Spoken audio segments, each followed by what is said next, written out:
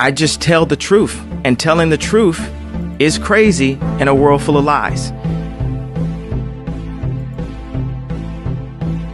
If you mix brilliance with bravery, that we can ignite something. Even this conversation alone can ignite the people. The time is now to express and for people to believe in themselves. The time is now for it to be okay to be great. People in this world shun people for being great, for being a bright color, for standing out. But the time is now to be okay to be the greatest you. Hey guys, what's up? It's your girl Kelly. We're back with another video. And if you guys are new to this channel and you enjoy true crime stories, news, politics, and so much more, please hit that subscribe button, guys. I would really appreciate it. It's a free way to help me out. And, you know, it's a struggle over here on YouTube. I feel like I never get anywhere, but nevertheless, here I am. We continue to do the videos, and I hope you guys enjoy them. And if you do, please like the video, give it a comment, and if you're a returning listener or subscriber, thank you guys so much for being a friend. I appreciate y'all so much, and I thank everyone in advance for watching this video. So I wanted to talk to you guys about 9/11. We're gonna get into it today, guys, and I've done videos about 9/11 before. I have my opinions. I have very strong opinions, in fact, about 9/11, and I just don't believe we got the full story. So without further ado, let's get into it.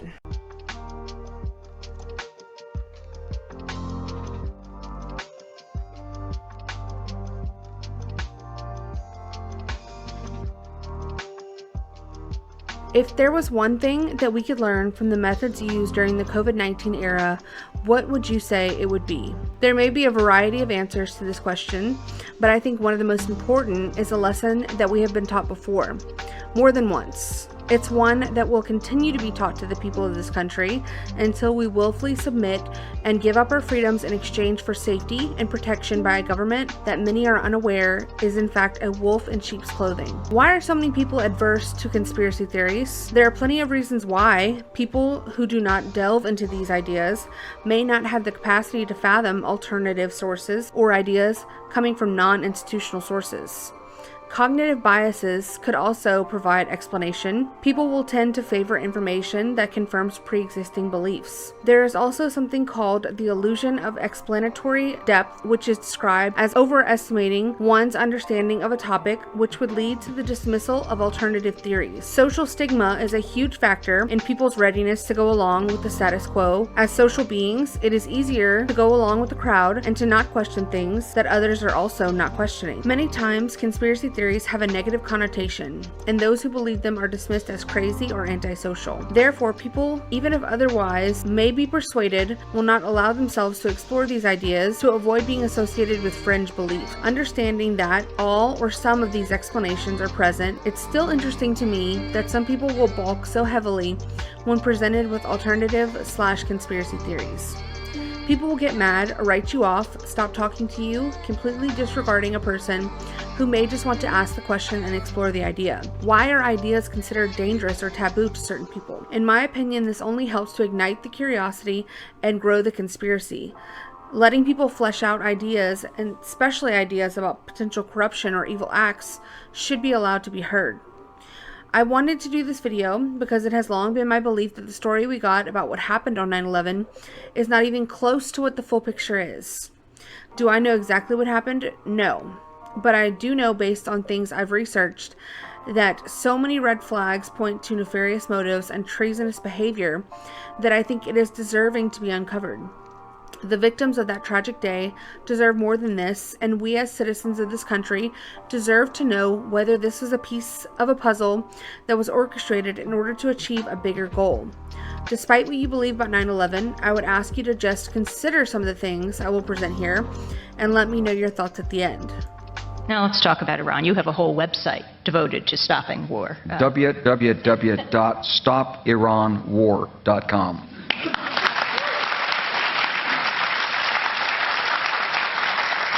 Do you see a replay of what happened in the lead up to the war with Iraq? The allegations of the weapons of mass destruction, the media leaping on to the bandwagon. Well, in a way, but you know, history doesn't repeat itself exactly twice. What I did warn about when I testified in front of Congress in 2002, I said, if you want to worry about a state, it shouldn't be Iraq, it should be Iran. But this government, our administration, wanted to worry about Iraq, not Iran. I knew why, because I'd been through the Pentagon right after 9/11. About 10 days after 9/11, I went through the Pentagon and I saw Secretary Rumsfeld and Deputy Secretary Wolfowitz. I went downstairs just to say hello to some of the people on the Joint Staff who used to work for me. And one of the generals called me in. He said, "Sir, you got to come in. You got to come in and talk to me a second." I said, "Well, you're too busy." He said, "No." He says, "We've made the decision. We're going to war with Iraq." This was on or about the 20th of September. I said, "We're going to war with Iraq. Why?" He said, "I don't know." He said, "I guess they don't know what else to do." So I said, "Well, did they find some information connecting Saddam to Al-Qaeda?" He said, No. He says, "There's nothing new that way. They just made the decision to go to war with Iraq." He said, "I guess it's like we don't know what to do about terrorists, but we've got a good military and we can take down governments." And he said, "I guess if the only tool you have is a hammer, every problem has to look like a nail." So I came back to see him a few weeks later, and by that time we were bombing in Afghanistan. I said, "Are we still going to war with Iraq?" And he said, "Oh, it's worse than that." He said, he reached over on his desk, he picked up a piece of paper, and he said, I just got this down from upstairs, meaning the Secretary of Defense's office today, and he said, "This is a memo that describes how we're going to take out 7 countries in 5 years, starting with Iraq and then Syria, Lebanon, Libya, Somalia, Sudan, and finishing off Iran." I said, "Is it classified?" He said, "Yes, sir." I said, "Well, don't show it to me." And I saw him a year or so ago, and I said, "You remember that?" He said, "Sir, I didn't show you that memo. I didn't show it to you." I'm sorry, what did you say his name was? I'm not going to give you his name. So go through the countries again. Well, starting with Iraq, then Syria and Lebanon, then Libya, then Somalia and Sudan, and then back to Iran. So when you look at Iran... Oh my God. Wow. Isn't that something? General Wesley Clark. Yeah. So did you guys know this? This was relatively not exactly new information to me, but it was very fascinating, very interesting to know that there was a not only a plan set into place, there were actors, there was a whole ass think tank associated with these things, and I want to show you guys the next piece that goes along with this. So this was a report that came out in September of 2000, but it was associated with a group called the Project for a New American Century, PNAC, okay? And they were a bunch of peepee heads because what they were planning was diabolical, and it looks like they almost got away with it had it not been for those pesky freaking kids who just can't stop snooping around in their business. But this was the goal, or the, I guess, mission statement of this PNAC organization, and we'll go over some of the members and some of the other details about this. But it says, further the process of transformation, even if it brings revolutionary change, it is likely to be a long one, absent some catastrophic and catalyzing event, like a new Pearl Harbor. So, I just want to let that sit there for a second. Okay, so yes, so let me go to the Wikipedia page, because you can't really find a ton of information about this anymore. The internet's been thoroughly scrubbed, and if you guys didn't know, Google and search engines associated with Google, like YouTube, are complete trash. Like, they have been so completely washed and just subverted to the point where if you look for something on the internet now, the search results you get are tailored in a way that fits the narrative that they want you to have. So you used to be able to find things that, gave you a wide, broad variety of search results, and you might be able to stumble across information that they didn't really want you to see, but you could still see it, and it was still there, and it was still available to be searched for. Not anymore. Even if you go sometimes to 5-6 pages worth of search results, you still won't find what you're looking for. And that's all by design, I promise you that. So the Project for the New American Century was a neoconservative think tank based in Washington, D.C. that focused on U.S. foreign policy. It was established as a non-profit educational organization in 1997 and was founded by Bill Kristol and Robert Kagan. I don't know if you know who those guys are, but They're well known. Okay, this guy was a little fucker right here. He was a commentator on CNN and the like, editor at large of the Weekly Standard, and he's now editor at large of the center-right publication The Bulwark. So, of the 25 people who signed PNAC's founding statement of principles, 10 went on to serve in the administration of U.S. President George W. Bush, including Dick Cheney, good old Dick, Donald Rumsfeld, and Paul Wolfowitz. Isn't that like two of the people that other general guy just named? And, okay. All right. So observers such as Erwin Stelzer and Dave Grondin have suggested that PNAC played a key role in shaping the foreign policy of the Bush administration, particularly in building support for the Iraq War. Academics such as this guy, Pajit motherfucker, and all these other people have basically said, no, they're lying. Don't believe your fucking lying ears and your fucking lying eyes. And it was all exaggeration. So the PNAC organization developed from those two fuckfaces up there. It developed from the belief that the Republican Party lacked a compelling vision for American foreign policy. You know, this just makes me... I'm disgusted by this information. I really am. I really, truly am. But I'll try to go on in a calm way if I can. But let's see. Which would allow Republican leaders to effectively criticize Bill Clinton's foreign policy record. Okay. Anyways. They're all one and the same, aren't they? So in an article that they wrote that was titled Toward a Neo-Reaganite Foreign Policy, they argued that American conservatives were adrift in the area of foreign policy. God forbid they be more invested in, policy that focuses on America. I mean, my God, what a cuckoo concept. Advocated for a more elevated vision of America's international role and suggested that the United States should adopt a stance of benevolent global hegemony. Gross. So they founded PNAC in order to advance the goals that they first laid out in Foreign Affairs, echoing the article's statements and goals. Hey guys, it's me, I'm editing, and I just wanted to make sure I paused real quick and just make sure that everyone saw here this part that I am highlighting and just exactly what it says about the simultaneous major theater wars, okay? Fight and decisively win multiple simultaneous major theater wars. Okay, heavy on the theater.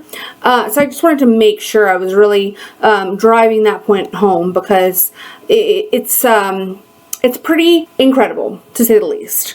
In PNAC's founding statement of principles. So the statement had 25 signers, which we'll get to in a second, and it described the United States as the world's preeminent power and said that the nation faced a challenge to shape a new century favorable to American principles and interests. To this goal, the statement's signers called for significant increases in defense spending and for the promotion of political and economic freedom abroad. Yeah, let's bring all of our gay flags to every Middle Eastern country and, make everybody gay. That's what the kind of principles we've brought to the rest of the world. And look at how great that's turned out. Perfect.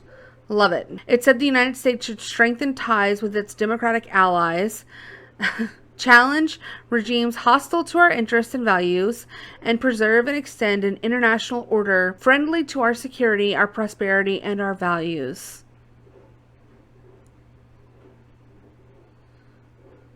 So it's really crazy how they try to say that what they're doing is in the name of like democracy and all this shit. You always hear people say like democracy, we have to save our democracy, everything's for in the name of democracy and freedom and fucking values, but then they do the complete opposite where they try to basically bully every other country and take over governments like the general was saying, and just rape, kill, and murder. I don't know. It's just really weird how it seems to be so much hypocrisy just for the taking at all times from our government. It's very bizarre. So the report that promotes, in September 2000, they released Rebuilding America's Defenses, a report that promotes the belief that America should seek to preserve and extend its position of global leadership by maintaining the preeminence of U.S. military forces. It also states that advanced forms of biological warfare that can target specific genotypes may transform biological warfare from the realm of terror to a politically useful tool. Hello? Is this thing on? Okay, diabolical. Fucking diabolical. My goodness. These people, they're criminals. They're fucking criminals. So they called for regime change in Iraq and, you know, are actively doing it at all times. It's just never ending. You heard the list of countries that they were wanting to target. They've been doing that like one by one ever since 9/11 was birthed out of their peanut vaginas, okay? And everyone's in on it. Everyone, but I believe Donald Trump's not, because I think that really that's why they hate him so much. And that's why they have been like a dog with a bone trying to get that man the hell out of their way, because they know they have work to do. They have countries to ruin. They have lives to destroy in the Middle East, okay? They're not going to be happy until all those countries that they listed in that memo are destroyed and under the boot of America, okay? Written before the September 11th attacks and during political debates of the Iraq War, a section of Rebuilding America's Defenses titled Creating Tomorrow's Dominant Force became the subject of considerable controversy. Further, the process of transformation, even if it brings revolutionary change, is likely to be a long one. Absent some catastrophic and catalyzing event, like a new Pearl Harbor, journalist John Pilger pointed to this passage when he argued that the Bush administration had used the events of September 11th as an opportunity to capitalize on long-desired plans. In other words, they knew all about it. They knew, okay?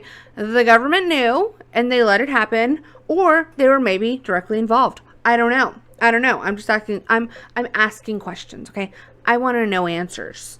And I don't know them. So I'm just bringing things up. And listen, whatever you want to take and, you know, do with it what you will. Okay. So people associated. I'm just going to read some of the main names and some of the ones that I know and will probably stick out in your brains if you follow politics at all.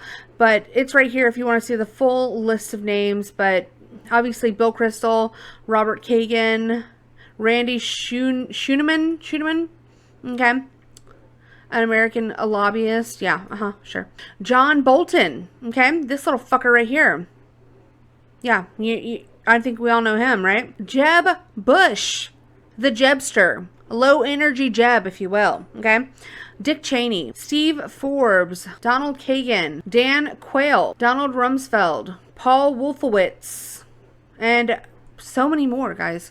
So very many more. And before we go on to the video that we're going to watch, there's going to be actually 2 videos. I'm going to try to condense it as much as possible. This is probably going to be a long ass video, and I apologize in advance, but I promise you it'll be worth it. And the information is interesting at the very least, and informative, and might be something to think about. Okay. So I do want to just show you guys this though before we start. The U.S. Patriot Act, and I've mentioned this before, and I will say it once. I've said it once, and I'll say it a million times. The Patriot Act was planned before 9/11, okay? I need you guys to know that, and I want you guys to know that, and I want you guys to remember that, because it's disgusting to me, because the Patriot Act is one of the most abominable, treasonous pieces of legislation that has ever passed and been used against Americans to ever exist, okay? And they tried to make it seem like it was this unifying piece of legislation that was going to help us, like, yeah, let's go get those fucking terrorists. Let's go get those Muslim fuckers in the caves. And now it's being used on American citizens in a disgusting way that is loathsome. It was written in the same way, funnily enough, that the other thing that we were just talking about was written, you know, in preparation for something that they were anticipating to happen, right? So they were waiting for a disaster. This was a piece of legislation that was waiting for something to trigger it, okay? And that is what is most disgusting. I will link all these articles. So the Patriot Act had, you know, its disgusting little tentacles in the Congress for quite a long time, actually. Some of these Parts of this legislation were dating all the way back to like the 1950s, and it's just kind of transformed since then. But 1996 is a good day that we can pinpoint there that really saw the beginning of a lot of these more heinous and more just disgusting pieces of the Patriot Act. And at this point, they were calling it the anti-terrorism attack. And if you guys remember, I also did a video about Timothy McVeigh, the Oklahoma bomber or whatever, who, listen, go watch my video if you want to watch it. But this was kind of tried to push through back then after he did the Oklahoma bombing, because they were using that as like, oh, he's this homegrown terrorist and we need to be watching these people. We need to be looking after these people. We need to be kind of subverting people's rights to protect them from these people. And people weren't ready for it back then. You know, it wasn't big enough. It just wasn't a bridge far enough. So they had to reel it back in and say, okay, you know, I guess, fuck, we need something bigger. We got to go bigger. We have to go bigger because America's not going to go. They're not ready to go for this because, you know, we allege that one guy blew up a fucking bomb. Blew up a building in Oklahoma. All right. They want bigger. We'll give them bigger. And so only just 5 short years later, they got what they asked for. And 4 different planes were supposedly hijacked and flown into buildings, 3 of which hit their supposed targets, and 1 of which supposedly was overtaken and crashed into a field in Pennsylvania. And that, oh boy, that was just what they needed to pass the Patriot Act. And here we are, 20-something years later, guys. So let's get into the first video. Well, thank you so much, George. It's a pleasure to be with you. So tell me a little bit more about yourself other than what we just had. Well, you know, I had flown around 30 years. At the time of 9/11, I stopped flying in 2004. I really didn't pay much attention to 9/11, what happened. It really changed the career so much. So those last 3 years were not easy for us.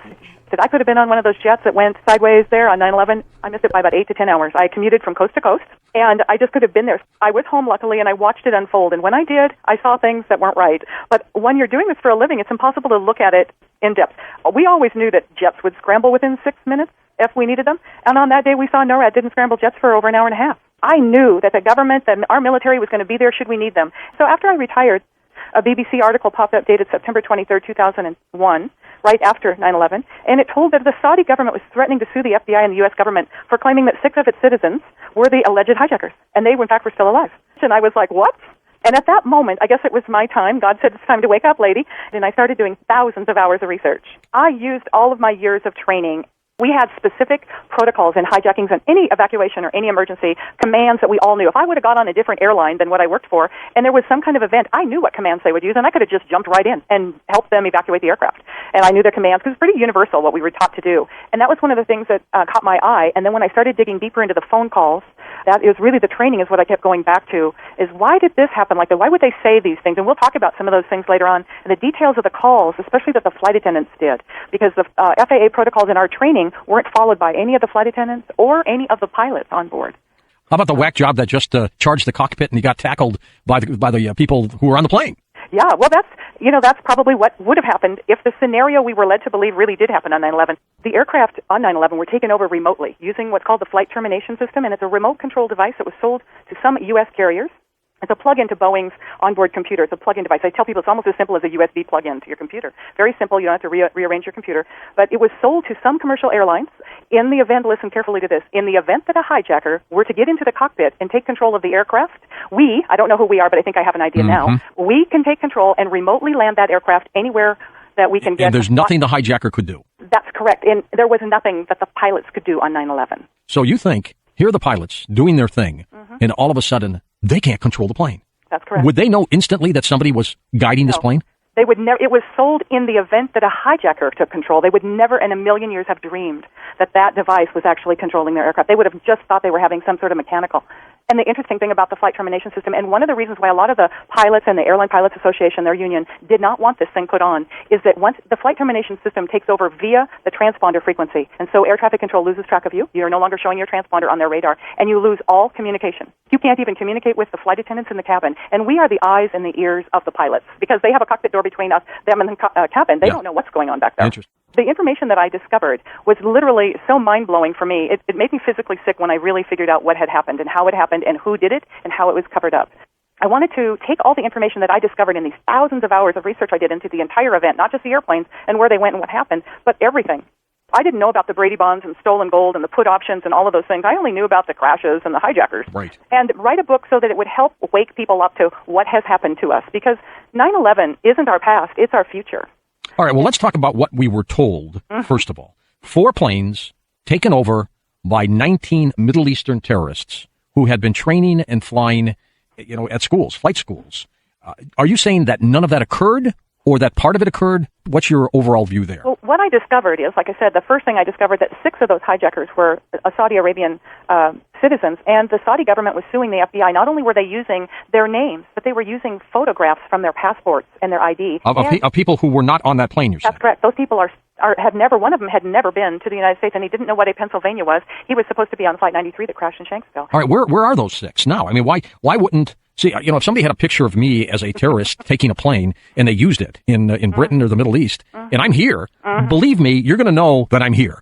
Right. Well, the Saudi government stood up for its citizens and was threatening to sue, and I never could find a settlement, but I'm sure there must have been one, because and that was one of the things that really triggered my research, is that the FBI was being sued, these people were still alive, and 4 of them are pilots for Saudi Air. And being an airline professional for 30 years, I thought, wow, can you imagine trying to travel as a pilot or a flight attendant and being accused of being a terrorist for the New Pearl Harbor? It's not going to happen. But I mean, why haven't these 6, though, come forward to say, hello, here I am? Well, they did. And as a matter of fact, that's part of that BBC article, and their government sued. And what we were never told as Americans through our media and through the government handing out information to the media, that the lawsuit was either settled out of court or that these people really were alive. The FBI did eventually say that, well, there could be some mistaken identity and there may be a stolen IDs, but they never reneged on it. If you look in Wikipedia, those 4 or 6 citizens that are still alive, 6 of them, 4 of them are professional pilots. They are still considered to be one of the 19 hijackers from 9/11. Okay. They never changed their story. All right, then the official version 5, 5, 5, and 4 of those 4 planes, they took control of the plane. They, slit throats with some people with their box cutters. They somehow got their way into the cockpits. They all somehow got to fly the planes. I still think the one in Pennsylvania was shot down by us. So what do you think happened on that plane? Give me your thoughts on that. If you sprayed pepper spray or mace in a pressurized cabin, everyone would be feeling the effects of it. That would be the hijackers, the pilots, all the flight crew, and all the passengers. That indicated to me that that plane was no longer pressurized, because she said they only had trouble breathing in business class, and that's not real. All right, so what does that mean if it was no longer pressurized? That means it was on the ground somewhere. Already? 20 minutes from Boston. And then she said something else that really got me, and this is when I told my husband, oh my God, this is a message for a flight attendant, because only a flight attendant could hear this. She said he, as in that one hijacker male, he stood upstairs, and there are no stairs in a 767. There's only stairs in a 747. And I immediately knew she was in a hangar. That's interesting. Got the chills yet? I'm getting there. Okay, and then she goes on to say to a reservation agent, we're the first. And yes, indeed, Flight 11 was the first of the 4 aircraft. And then I realized that it was starting to look like she had been told what to say and what was going to happen that day by someone. All right, go ahead. She kept trying to convince the people that she was talking to reservations. She said, we're up in the air. And she said that a few times, we're up in the air. Well, saying you're up in the air in a hijacking is kind of like saying when you were carjacked, well, I was in my car. Because, of course, your hijacking only takes place in the air, because if somebody tried that on the ground, we'd blow those chutes and get you out of the airplane. And so I thought, well, why would she say they're in the air? It's a hijacking. That doesn't make sense. And then she went on to say that she was seated at her jump seat at 3R, which is the very tail section of the 767. The other flight attendant on the phone at the same time was giving completely conflicting information. So the version that we have, of course, the couple of those planes hit the World Trade Center. Are you saying that, well, obviously something hit the World Trade Center and we're pretty sure they were planes. Are you saying they were not those planes? That would be correct. And how I dissected this or deconstructed this was through all of the phone calls made on all 4 flights and the similarities of what they were being told to say. And then I charted, here's my Devil's Tower in the living room. I charted what the NTSB, what the FAA said the aircraft were doing. Now, according to the official story on Flight 93, the aircraft's coming down at more than a 40-degree angle, and part of that time upside down, while those let's roll guys were bringing hot water into the cockpit. Impossible in a 757. Okay, Impossible. What planes, in your opinion, hit the towers? What we saw hitting the South Tower looked like a 767, but it's actually a little bit out of sizing for the 200 series that it was supposed to be. And there's some kind of pod formations underneath it. There's some oddities that the pilots are telling me that they see too. And they want to know how in the world, have I figured this out? And no, I haven't. But how in the world did they get that aluminum plane? Because we've seen hail strikes leaving, Chicago and Detroit. And so if you can get baseball hail, that'll just rip a plane apart and you can have a serious problem. Or a bird strike. I mean, literally, it goes to make a hole right in the aircraft. How could you get an aluminum plane to fly through a cement and steel building like that? Airline professionals cannot grasp that, and that's the thing that I saw. I thought it was trick photography that morning. I could not. I just can't. I still to this day I can watch that video over and over, and I can't understand how did they do that. Let me kind of continue a little bit with the other flight attendant on that first flight that sat on the phone for such a long time. She did something else that raised a red flag for me as a flight attendant and a professional. She did something that was a mistake that no flight attendant would ever make. And she called into her supervisor and claimed that the hijacker was seated at 9B. And then she called back and changed her mind later. But first off, you would never, ever call and say that the hijacker was someone unless you were 100% sure. And here's why. In that common strategy tactic, the FAA protocol, our job was to delay them getting into the cockpit, right? That's right. And then the whole plan was to land that aircraft. And if it had the flight termination system, somebody could be doing that remotely for us. I didn't work for an airline that had that. So let me ask you something. Would a pilot open up the cockpit door if they were told that hijackers were systematically killing people on the plane until they opened up that door? No. They would not? No. The only thing that's really important to us as professionals, and this is pilots, flight attendants, pursers, all of us, when we put our uniform on, your safety as passengers and the safety of that aircraft are our number one concern. And so his number one concern would be to land that airplane somewhere and get a SWAT team. And if somebody died back there, it's not going to be all of them. Right. And there's no way 20 minutes into that flight the crew members would have opened up the door, gone to the bathroom. I don't see that happen. That happens later on. Later on, I've seen that happen on a plane, but not right away. Yeah, exactly. And so as I started looking at it, I thought, well, first off, if I called in and said 9B was the hijacker, and then I didn't get a chance to change that story, and we landed, the SWAT team takes over, or the Army Rangers come in, and they'll take that guy down. It's a mistake you just wouldn't make as a flight attendant. And so for some reason, one day while I was doing all this research, I thought, well, gosh, I wonder who they said was this hijacker, 9B. And so I started to look, and unbelievable, the guy was a trained assassin. He was also an anti-hijacking specialist and a hostage rescue specialist. He was from a foreign intelligence agency. He was fluent in English. He grew up in Denver, Colorado. He was fluent in Hebrew and Arabic. He grew up in Denver until he was 14, moved to Israel, and then... Oh my God. Israel? He spoke Hebrew, you say? Worked for a foreign intelligence agency, say you. Is that right? A new report says dozens of people in two separate groups in Jersey City celebrated as the Twin Towers fell. The investigation by NJ Advanced Media found multiple witnesses to the separate gatherings on 9/11 that went largely unnoticed amid the unfolding chaos. According to the report, a now-retired police captain said he cleared a rooftop celebration of around 25 people from an apartment building with a view of the towers. Trump has not backed down from his debunked claim that thousands of people cheered from Jersey City as the towers collapsed. Also, neighbors told NJ.com they saw the FBI take several residents of the building into custody for reasons that are unclear.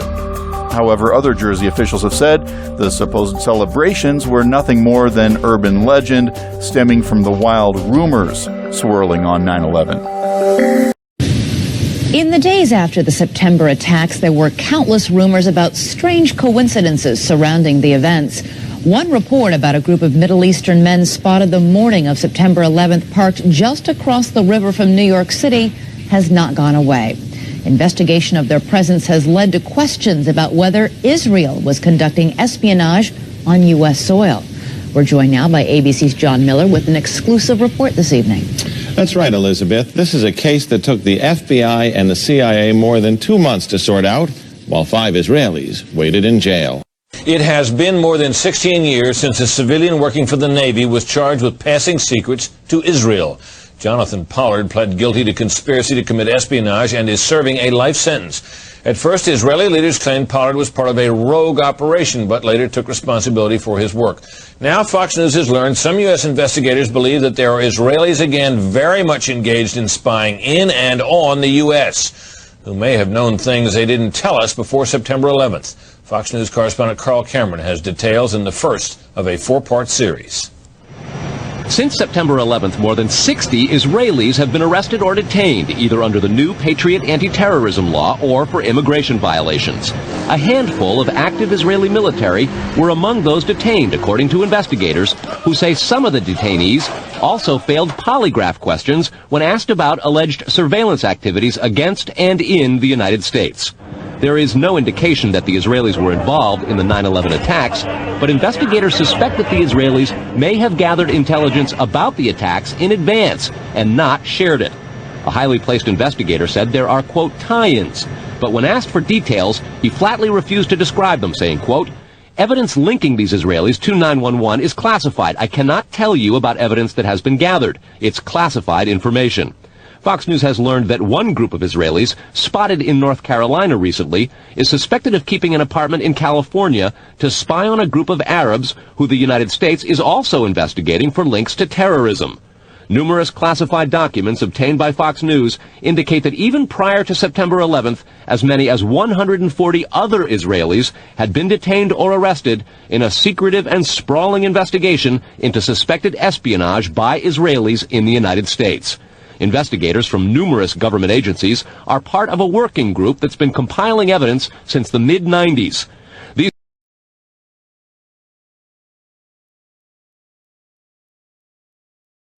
cities and towns across the country that investigators say, quote, may well be an organized intelligence gathering activity. The first part of the investigation focuses on Israelis who say they are art students from the University of Jerusalem and Bezalel Academy. They repeatedly made contact with U.S. government personnel, the report says, by saying they wanted to sell cheap art or handiwork.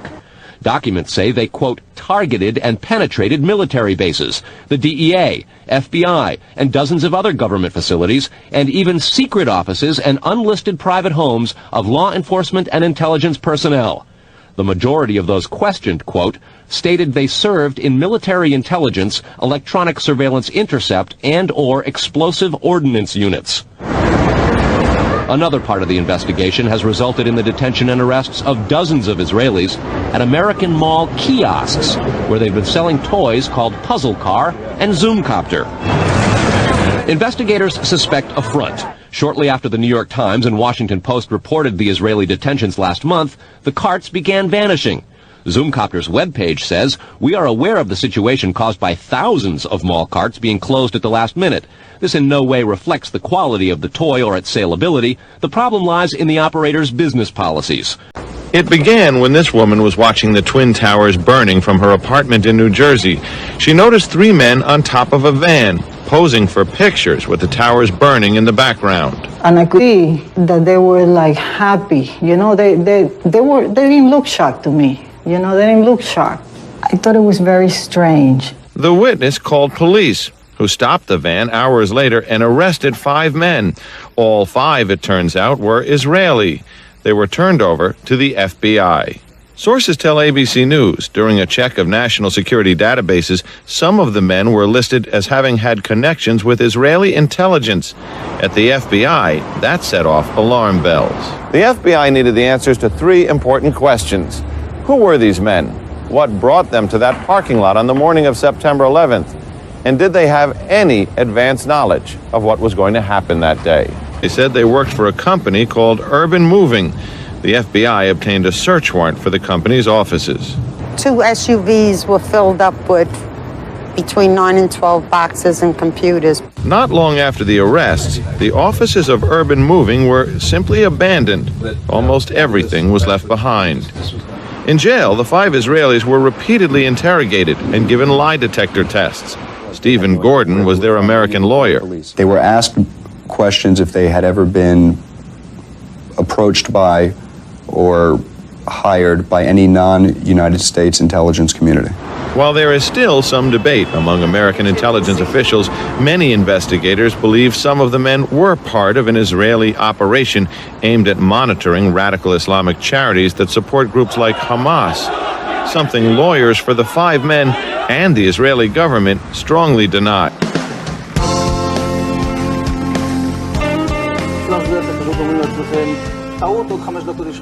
And at that point, we were taken for another round of questioning, this time related to our allegedly being members of Mossad.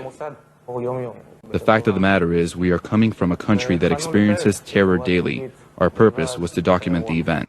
Our purpose was to document the event. Why would Israelis spy in and on the U.S.? A General Accounting Office investigation referred to Israel as Country A and said, quote, according to a U.S. intelligence agency, the government of Country A conducts the most aggressive espionage operation against the U.S. of any U.S. ally. A defense intelligence report said Israel has a voracious appetite for information and, quote, the Israelis are motivated by strong survival instincts which dictate every facet of their political and economic policies. It aggressively collects military and industrial technology, and the U.S. is a high priority target. The document concludes, quote, Israel possesses the resources and technical capability to achieve its collection objectives. A spokesman for the Israeli embassy here in Washington issued a categorical denial, saying any suggestion that Israelis are spying in or on the U.S. is, quote, simply not true.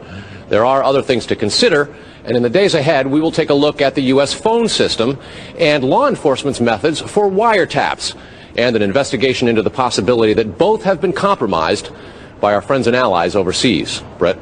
Carl, what about this question of advanced knowledge of what was going to happen on 9/11? How clear are investigators that some Israeli agents may have known something? Well, it's very explosive information, obviously, and there's a great deal of evidence that they say they have collected, none of it necessarily conclusive. It's more when they put it all together. A bigger question, they say, is how could they not have known? Almost a direct quote. What's happening on America's college campuses is horrific. Anti-Semitic mobs have taken over leading universities. They call for the annihilation of Israel. It's unconscionable. It has to be stopped. It has to be condemned, and condemned unequivocally. When Netanyahu demanded that the protests against Israel be stopped, the U.S. government complied because our members of Congress have all been bought and paid for with tax dollars given to the American Israeli Political Action Committee, known as AIPAC. AIPAC openly brags about this on their official website because they don't have to register under the Foreign Agents Registration Act, which requires agents of foreign principals to register and provide transparency. Beginning in 1962, they were known as the American Zionist Council, and President John F. Kennedy was ordering them to register as a foreign agent. Along with members of the U.S. government, the Zionists fought against this. In October of 1963, forms were prepared for them to register, but the next month, JFK was assassinated, and Israel has never been asked to register since. 4 years later, Israel attacked the USS Liberty, murdering dozens of Americans and injuring over 100. The U.S. government helped them cover it up as an accident.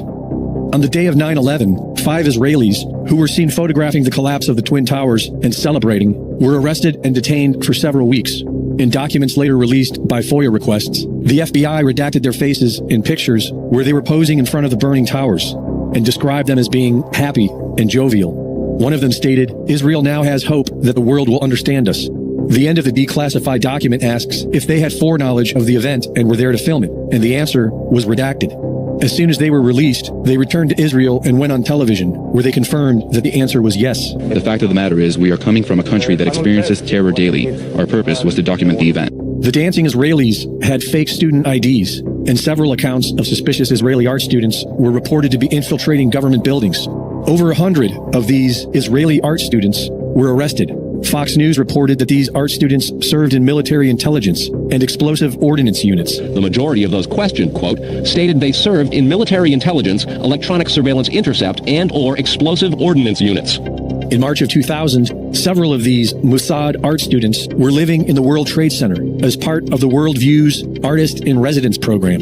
They occupied floors 90 and 91, where walls were unfinished and structural beams were exposed.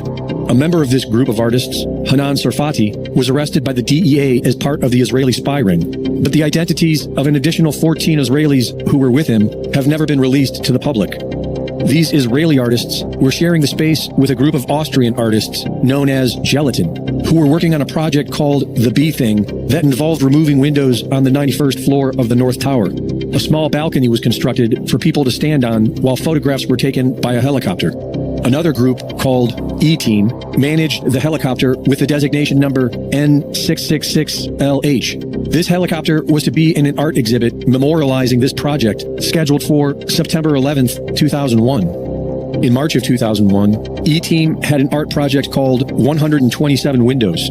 Officially, they were going to write their name on the exterior of the tower, They had an artist's rendering of what the project was supposed to look like, but it never appears to have happened. And on 9/11, American Airlines Flight 11 crashed into the exact spot where they were supposedly preparing to do this. In 2001, Gelatin published a book on the project and described it as conspiratorial work. It includes a drawing of someone falling headfirst from the 91st floor with the words 300 meters of pure pleasure.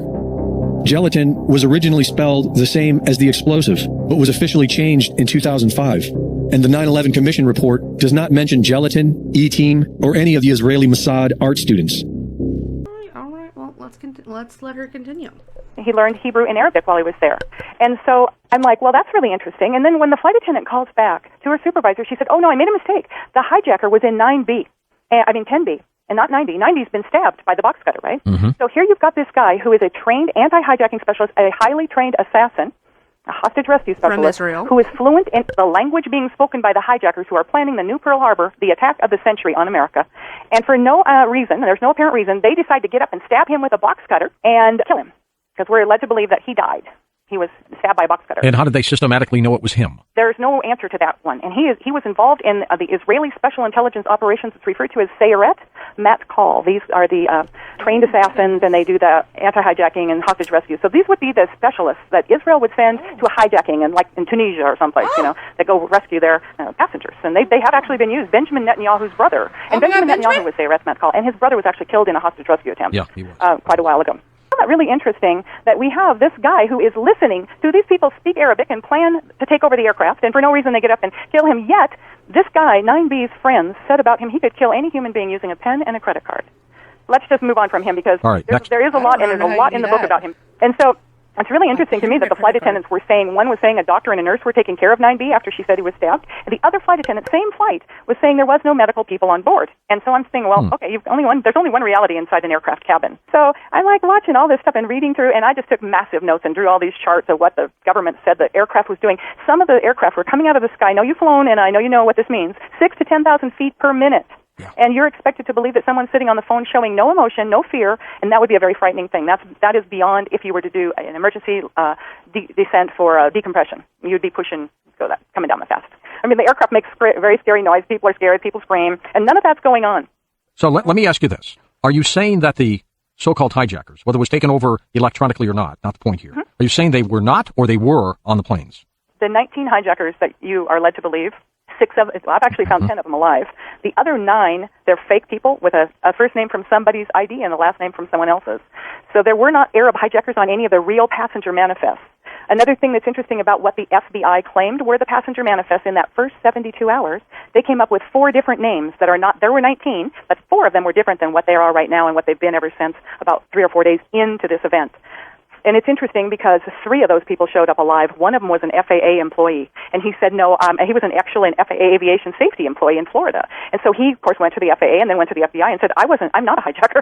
How could I be on the manifest? I was at work, and my brother, who you claim was also on the manifest, has been dead for a year. And the other 2 guys showed up alive, too. So quickly, we were unfurling our flags and figuring out who were we going to point our guns at and kill after this attack, the FBI quickly changed their story. And the actual story about Mohammed Atta's rental car with the Koran and the flight manuals and his will was actually assigned to the brother, the FAA employee, and his dead brother. Well, and I've got to tell you, too, Rebecca, of anything that I heard, finding a passport of one of these reported hijackers in the rubble was the most bizarre for me. And they found 2. One was in Shanksville, and one was in New York. In pristine condition. No. And the only passports they found were from those supposed hijackers, not any passengers. Now, consider this, that there were nearly 100 people on Flight 11, and only one hijacker's passport must have gone from his shirt through the building, through the explosion, and floated down. It's amazing. And only one. And apparently there was a member of the Bloods on board, too, because his, handkerchief right here also survived. So maybe it was a Blood member. I don't know. Have we accounted for the leader of the Bloods gang? I don't know if he was ever questioned, but apparently he was on board. One was in Shanksville, and one was in New York. In pristine condition. And the only passports they found were from those supposed hijackers, not any passengers. Now, consider this, that there were nearly 100 people on Flight 11, and only one hijacker's passport must have gone from his shirt through the building, through the explosion, and floated down. It's amazing. Well, there were 4 crashes. There were, but they were not these aircraft. These aircraft were all taken to the same location, and how I found that, one, I actually flew out of Boston for a while. I knew that the phone calls had to have been made on the ground. On one of the flights from Boston, going to L.A. that hit the towers. My uncle from my mother's marriage, he's still gone. So I want you to tell me where he is. Where is he and everybody else that happened to be on those other planes? Well, you know what I did to discover this is I kind of dissected as I've been doing these phone calls, and I took them flight after flight after flight, what they were saying, what the planes were doing, and I discovered that the people making those phone calls had been told about what was going to happen that day. And I'm sorry for your loss for your uncle, and I'm sure that he was more than likely an innocent passenger, much like the crew members, and they are all dead. They just didn't die the way the illusion was painted for us. Let me just put it to you that way. What I discovered, and truly, George, it made me physically ill when I discovered this. I took these phone calls and the details that were being made, and I realized that there was someone on board that was handling these people and telling them what to say. On the second flight out of Boston, Flight 175, United Airlines, there was a young gentleman that used the term, and he called his father at 8:52.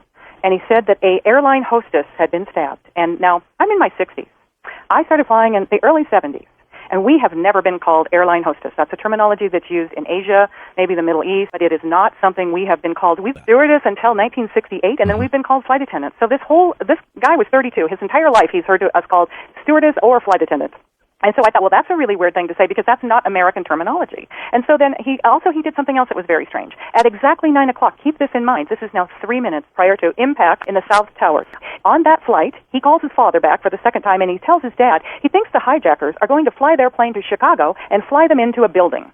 Now, before 9/11, nobody in their right mind would have ever dreamed up that scenario, and it told me that someone had told him what the drill was to be. And this is what I think was happening. The handlers on board told the crew members and the passengers, did you know that there were almost a dozen war games going on that morning? Yes, that I knew. So they were told, and I can't even tell you how many American United crew members have contacted me. And because we would fight to the death to keep you passengers safe, we have deduced that the handlers on board had to have explained to them they landed at this place remotely using this remote control as testing the system, and that it was part of the war game drill or drilling air traffic control or FAA or some kind of story like that. Each aircraft had 2 people removed from it to make the phone calls.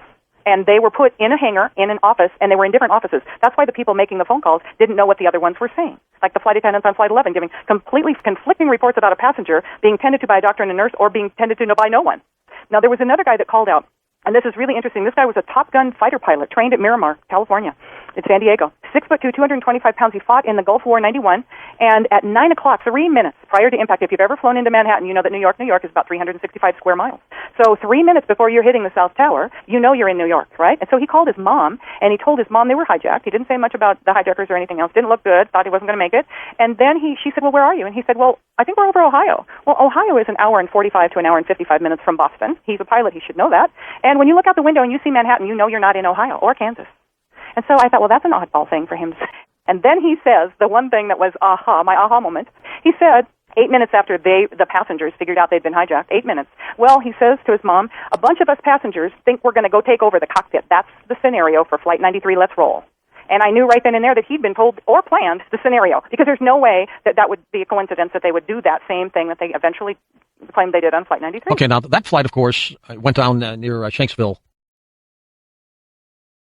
That's correct. Well, that's Pennsylvania. If you're saying it did not, but something did, what was that? Boy, it's hard to say. You know, there was the ditch that they showed, that divot in the ground, has been found on Google Earth maps from '96.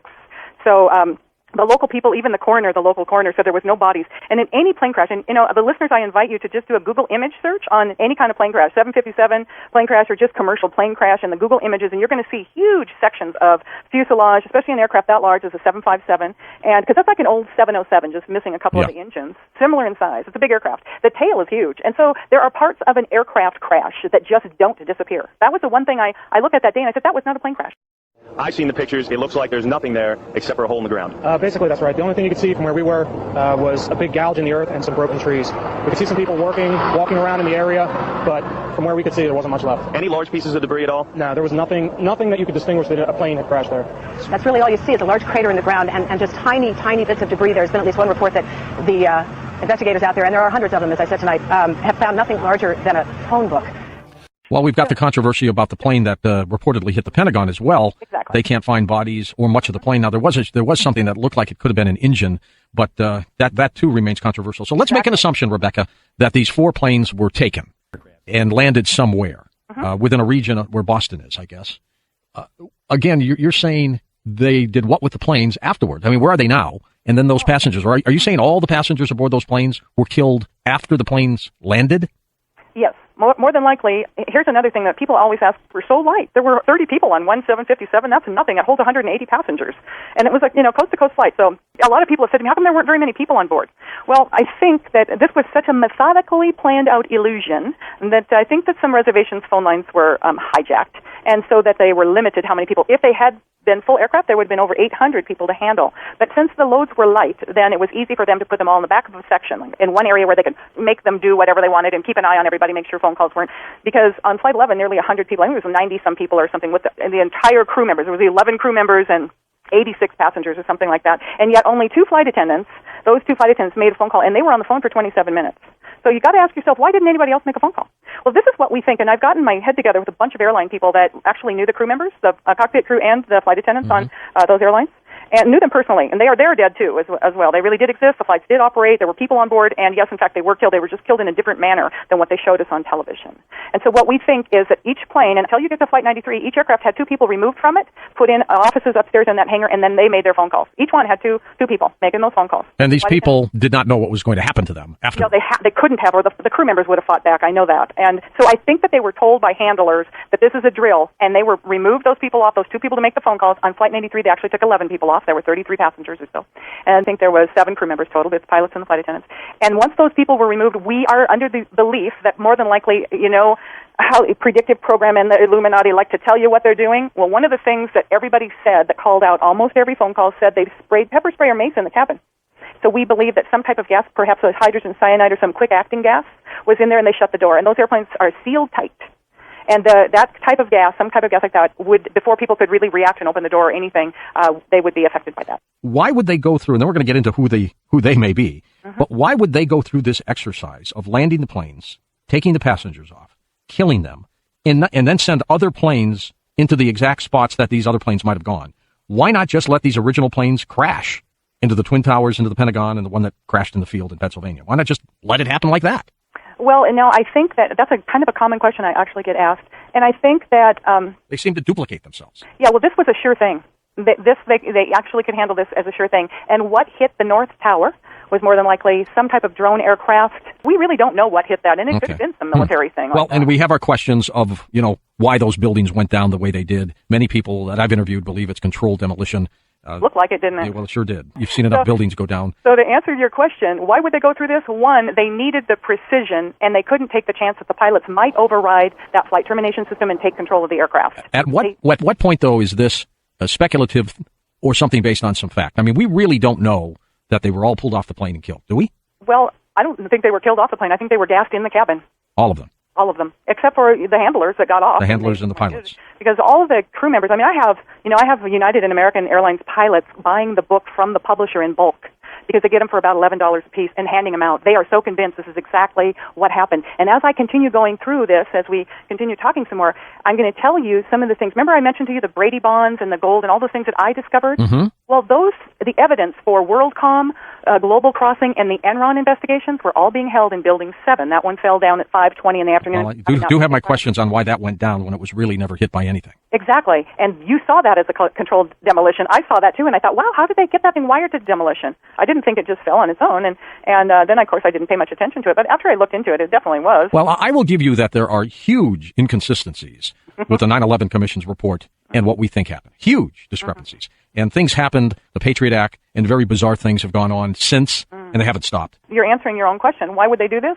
Well, look at the wars we've had in the last 14 years. Look at what we're doing. See, what I believe happened was that some people in government knew this was coming down and didn't do anything about it, that they had that ability to stop this, to stop them all. But they said, no, let's let it happen for the things we're seeing unfold today. And that they let it happen. They let these 19 crazed terrorists get on board. They how they took over the planes, I don't know. They're still alive, so you have to deal with that.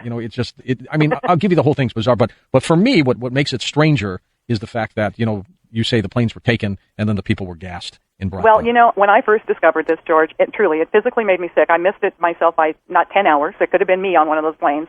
And to learn what I learned, and I'm not even done telling you everything I learned. I mean, I took all the information that I uncovered over, probably 3 years of investigating 20 hours a day. I lived in this until I dissected it, methodically dissected their illusion. That's the title of my book, Methodical Illusion, and that's what I did. I methodically went through every word that was said on the phone calls, why the protocols for hijacking weren't followed by anyone, what I would have done as a flight attendant, and the amazing thing to me is, I think my biggest fear once I discovered this was the flight attendants and the pilots, the airline people were going to hate what I found but then I thought, well, it's not any worse than watching those people jump out of the towers or thinking that you're strapped in a seat and go into a building.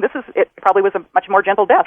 A death is a death. And so, no, just the opposite has happened to me. I have had the most incredible response from airlines, even especially United and American people, that have said, you have figured this out. That's exactly what happened, how they did it. And you see, because, I haven't told you this part yet, there were 2 companies involved in the FAA headquarters that were able to manipulate. They were actually there for the war games, making things appear that were not real on radar for those fighter jets that were playing the war games and for the NORAD radar screen readers. What's the significance of that? Well, they were able to make things appear and disappear. So once that flight termination system took over the transponder and the transponder turned off, the air traffic controllers couldn't see them, they had the ability to create fake flight plans and have those planes go anywhere they wanted to. What's the Okay, guys, so I'm going to stop right there. She says a whole lot more, and it's honestly fascinating to me. This whole interview was extremely enlightening, and again, these are all of her opinions, and based on the research that she's done, this definitely rings true to me based on all the research that I've done, and she obviously has her own personal experiences based on all of the years that she spent working in the airline industry. The remote operating systems where these planes can be taken over. I mean, I'm thinking of the Malaysian airline flight also, where nobody knows what the hell happened to that plane. It kind of aligns with what she was saying as far as her theories go as to what happened on 9/11. But I want to know what you guys think about it. Again, I'm just presenting this information because I have my own opinions and I've voiced them plenty of times on this channel. So I want to know and just let you guys make your own determinations about all of that. So one of the other big things about 9/11 that really, if it doesn't make you question the events of that day, or if it doesn't really make you wonder what the full story was and how it was that people just kind of went along with the narrative that we were spoon-fed, it's Building 7. If you aren't aware that there was 3 buildings that came down that day, well then this will truly shock you, because Building 7 falling was one of those moments whenever I found out about it, and I didn't find out on the day of, because everybody was so captured by what was going on with the 2 Twin Towers, and the media coverage was truly just focused solely on that, I don't know if it was just a collective memory holding or what have you, but Building 7 was not reported on in the same way as what happened to the Twin Towers. But nevertheless, it did fall. It was never hit by a plane. What was housed within that building and where it was located in relation to the other buildings that were hit, you would be a fool if you were not to question, how is it that this one fell? It is very unlikely that it fell the way that they said that it fell.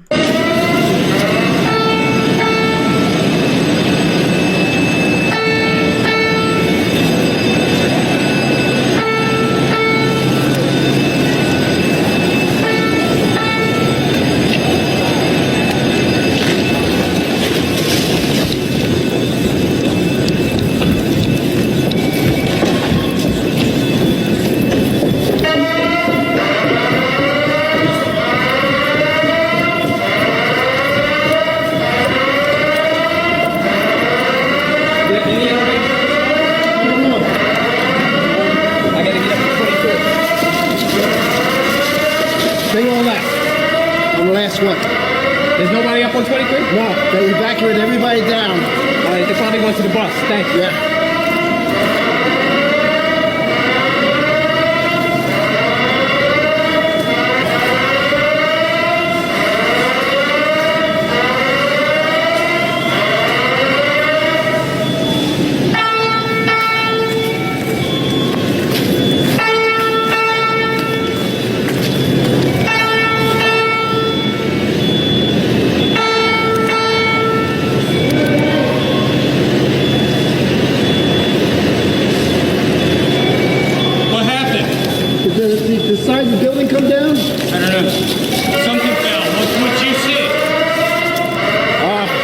It was pretty clear at one point, and then there's a whole bunch of smoke and glass, and I think we're just about the last ones in this building right now. I think you should leave. Everybody else is gone. Okay.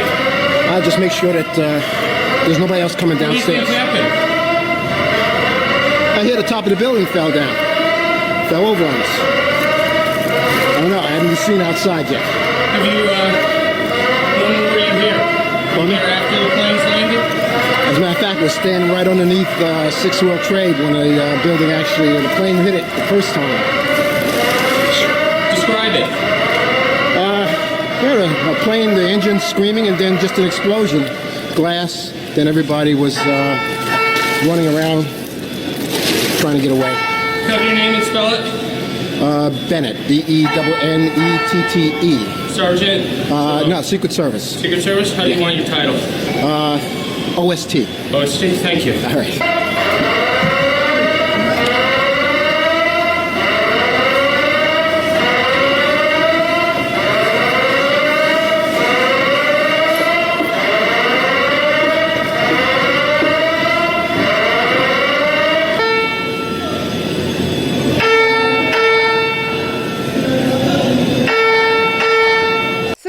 Professor and researcher from a university, I believe out of Alaska, who came on Jimmy Dore's show to talk about the research that he did in regards to this subject, and it is extremely eye-opening. So we're going to look at this and then we'll move on. So I don't know if you know, but Building 7 was the third building that fell on 9/11. So there was the Twin Towers that they say 2 planes brought them down. And there was another building that a plane didn't hit, but it fell into its own footprint. Let me show you how it happened. So for the third time today, and watch this. It's reminiscent of those pictures we've all seen too much on television before, when a building was deliberately destroyed by well-placed dynamite to knock it down. And there it is. And that's Dan Rather, literally as it's coming down, falling into its own footprint. He goes, well, those buildings look like when we see a building demolished on television, like it's coming down. I wonder why it looked like that. You know why? Because it was. Wait, Charlie Sheen, when he said looks to me, he was the same as Dan Rather, Charlie Sheen saying that? Yes. Did they actually use the word brought down, and who was it that was telling you this? The fire department. The fire department. This is there it is. These are all different angles. You see all the explosions? So those are all different angles of Building 7 coming down. Here's another one. Ripping through the building and the windows all busted out. Now the interesting thing, here's another version. Here's another angle. Now if you think that building fell into its own footprint because a plane hit another building, I've got a vaccine I'd like to sell you. So I just wanted to show you. This was predicted. So BBC, 20 minutes before that building fell, the BBC did this. Now, this is the only video I could give it. I'm going to apologize for these graphics being there. But the BBC predicted they were broadcasting in real time, and they said that Building 7 had already fallen. They called it the Solomon Building because it was owned by this guy Solomon. So let's watch this. Heard a few moments ago was talking about the Salomon Brothers building collapsing, and indeed it has. Apparently that's only a few hundred yards away from where the World Trade Center towers were, and it seems that this was not a result of a new attack. It was because the building had been weakened during this morning's attacks. We'll probably find out more now about that from our correspondent Jane Stanley. Jane, what more can you tell us about the Salomon Brothers building? Now when they throw it to her, Building 7, the Solomon Brothers building, is still standing over her shoulder, and they're talking as if it had already fallen. So let's watch. Behind that, there's an empty piece of what was a very familiar New York skyline, a symbol of the financial prosperity of this city, but completely disappeared now, and New York is still unable to take on board what has happened to them today. Presumably there were very few. So that was the BBC and in real time on television telling you that the Building 7 had already fallen when it hadn't fallen yet. They didn't know what it was. So they didn't know. Now, I showed that clip because I do just want to say, just in order to be fair and to, give my opinion on, certain things and that don't align with my theory of this being more to it than what we've been told, because I do think that is the right thing to do, is like not just to get yourself into this confirmation bias in regards to your opinions on certain things like this, but I do think that and a lot of people have made this point about this woman from the BBC reporting about the World Trade Center Building 7 coming down while it was still standing behind her in frame on the news live. And I think that it is possible that they were using a shot that was shot previously. The news can use any graphic behind you as they're showing you speaking live. So it doesn't have to be a live shot. It's possible that she was standing somewhere in a room and a graphic was being used behind her. But I don't know that for a fact, and it could be that what he's saying and what many people have alleged to be concrete proof that people knew about this beforehand, before it happened. And I think that's extremely plausible, because there's been other reports of people having early warnings that from higher ups that said, you know, hey, the World Trade Center 7 is going to come down. Everyone needs to kind of evacuate the area. And they were saying this before it even started to show signs that it was going to come down. So but I just wanted to point that out, to be fair. Well, it's been a point of controversy now for more than a decade. A researcher now from the University of Alaska Fairbanks is weighing in. World Trade Center Building 7 was not struck by a plane, but did collapse hours after the Twin Towers. Well, now Dr. Leroy Hulsey, a civil engineering professor at UAF, he led a 4-year study which reevaluates whether Building 7's collapse could have been caused by fire, as was determined by the National Institute for Standards and Technology in 2008. Hulsey says his findings were a resounding no, and his simulations paint a different picture than the federal agencies. So we virtually simulated the building, and we looked at that analysis, and we also virtually simulated what they did. We couldn't get it to do what they were at. They did. A group called Architects and Engineers for 9/11 Truth paid for the study. The organization is petitioning Congress to call for a new investigation into the World Trade Center destruction. A spokesperson for the organization says one of its supporters approached Dr. Hulsey about the research, partly because of UAF's reputation. When we started talking to Dr. Hulsey, it became very clear that the engineering program at University of Alaska Fairbanks was very strong, and Dr. Hulsey was the chair of the department, and he had a lot of experience in modeling structures and doing forensic investigations, and so we thought it was a perfect opportunity for us to move forward. The study is now open for a 2-month public comment. So how bad is a job has the establishment been doing? They've done so bad that even normies are looking into what really happened with Building 7. Every major narrative of the United States government is collapsing like Building 7. And let me bring on Dr. Leroy Hulsey. He is a professor emeritus of structural engineering at the University of Alaska Fairbanks, who has investigated the failure of the World Trade 7 building, Center Trade 7 building, the third building to collapse on September 11th, 2001. A recent study from Dr. Hulsey and his colleagues from the University of Alaska Fairbanks challenges the official explanation for World Trade Center 7's collapse. Welcome to the show. Thank you. So now, so you have impeccable reputation. They get the people who are interested in this came to you. Did you have your own, just watching it on 9/11? Did you have any doubt that it was happening the way that the establishment and the news was telling us it was happening? To be honest with you, I didn't even know a Building 7 had collapsed. Oh, really? Really? Okay. I did not know that. And particularly when they started telling me about this building, I said, I don't think I'm going to do this. So then they came back to me again, and I said, I don't think I'm going to do this. And then on the third time, I said, okay, I'll put together a proposal. I decided, okay, I'm old enough that if they take me out, no big deal. So anyway, I just said, okay, and I put together a proposal, and they accepted that proposal to do the work through the University of Alaska Fairbanks as a research project. So go ahead. I'm sorry. So I just wanted, so here is Building 7, and it's, as they said on the BBC, it's a few hundred yards away from the World Trade Center 1 and World Trade Center 2. So the idea that somehow an explosion happening over here a few hundred yards away would somehow make that building fall into its own footprint is suspect, to say the least. Now, is there anything you want to say about this slide before I go to the next one?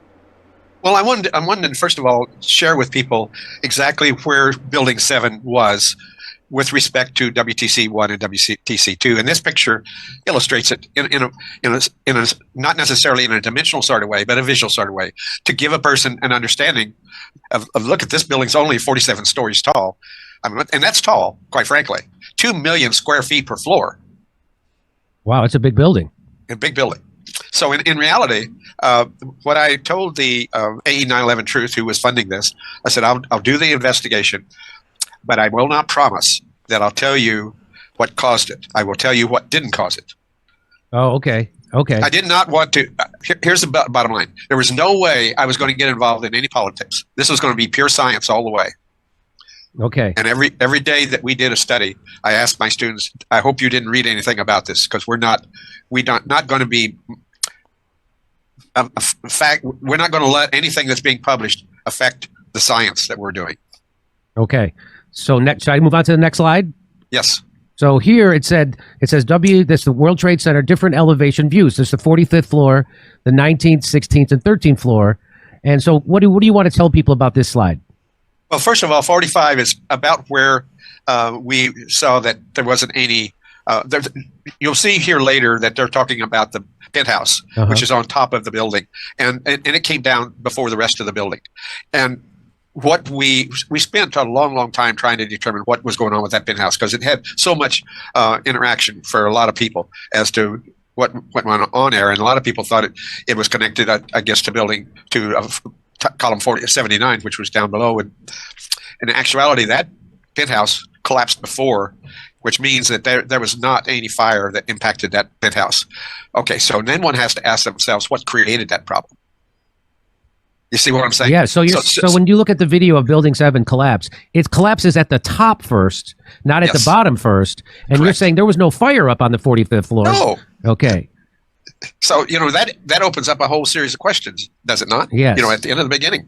So anyway, I'm done with this. I just wanted to show, and also at 19, 16, and 13, or 50, what is it? 19, 16, and 13. Yeah. So we did a lot of work on floor 13 because this did. And so then the question is where did all this start to occur that we see in these videos? Okay, so now we can go on. I'm trying to give people a bit of an understanding. Right. There's a lot of people that ask, what was in that building? Well, this slide shows us by floor by floor. So on the top, it was mechanical floors. That I guess it's the workings for the building. Then Solomon and Smith Barney was on 28 to 25.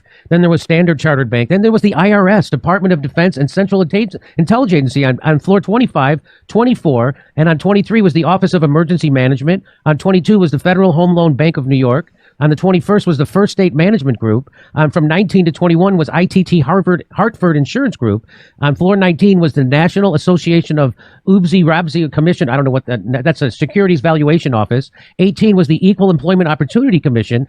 Floors 14 through 17 were vacant. But on 11 through 13 was the Security and Exchange Commission and the Provident Financial Management. And then just below that was the U.S. Secret Service. And then the American Express Bank. And now what is the significance of that is highlighted here in yellow? What is highlighted is the Security and Exchange Commission and the Provident Financial Management. What is the significance of that? Because there was a fire there. Oh, that's where the fire was. So why not ask yourself, okay, if this is so important, how much paperwork is going to be laying around? So at the end of the day, we have to be confident that those documents were locked up every day. If you put it on that question, just that question alone, the probability of a fire propagating, and it didn't propagate very fast through that whole system. I mean, we're talking about hours here of hardly any fire at all. So then the question is okay, what's going on there? So I highlighted it just to pose a question of thought. What was the fuel for keeping the fire burning? So you're saying, what was, they say office furniture. Not so much. It was all blue spruce. Okay, should I go to the next slide? Oh yeah, of course, you bet. So this is from your study, and this is I guess a mock-up of this building. This is the actual building, and this is your mock-up. Yeah, and looking at it earlier today, I was thinking, I should have made it the same width in terms of people looking at it. Right. But basically, this is the structure, and it's broken down by 2 different computer programs to simulate precisely the erection of that building. And so when we look at this for a moment here, we're going to see that it begins to collapse. And we're going to compare my work against the actual footage that occurred that day. Okay, so let's watch that. So here's what actually happened. Wow, you can see the penthouse collapse first. Absolutely, on both. Which doesn't make any sense, but here we go.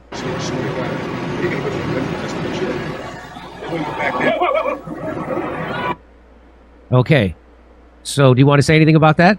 I just wanted to put this out here for this discussion to let people see how well we were able to compare our work in relation to what happened that day. Okay, so next slide. Yes. Okay, so now here's another mock-up. This is the National Institute for what? National Institute of Standards and Technology. So this is their simulation we're going to show now. Is that it? That is correct against this actual footage on our left. Okay, let's watch. So this is how it actually fell down, and here's what they said happened. Well, that's not what happened at all. So this is what they're saying happened, and we can see that's not what happened. Correct. So just like the vaccine came, from a pangolin. The virus, and then it got printed in Nature magazine. This is a con job. A lot of stuff has turned out to be a con job just across the board in academia, like psychology. One tried to be a big scam. Put people in faking stuff for a while. So this looks like this doesn't have any resemblance to what we just saw, correct? No, it doesn't. Okay. And more important than that, NIST basically is in position to make sure that when we put up buildings, that we have a code that protects the public. My profession is to ensure that when we design something, it's going to be there and it's going to stay and not hurt anybody. This is a remarkable. I mean, when the code doesn't get changed, and you're saying all this stuff is happening, it just makes no sense. Yeah. So you're saying that a fire made this building collapse like this, and they didn't change the code afterwards? No, not in regards to the safety or any of that kind of stuff. If they're going to say it, there's got to be a change, right, to improve it. But there's never been another steel building in the world that has come down because of fire. Never. Is that right? Especially in its own footprint. So here's the next, and this is so this is still the NIST. Yeah, and what I want to say about that is that they simulated to the right of this picture on our left, basically the connections of the columns to the beams, but they didn't on the left. So there's a difference. So you're saying here they connected to the columns to the beams, but they didn't here? No, they made an assumption. Okay. What's called pinned or fixed. And so that's between the two. And you'll see on this picture when it's coming down, that line represents the two differences. Okay. Which doesn't represent the building. Let's watch. Okay. So this is your study, and here's the actual footage. Let's watch.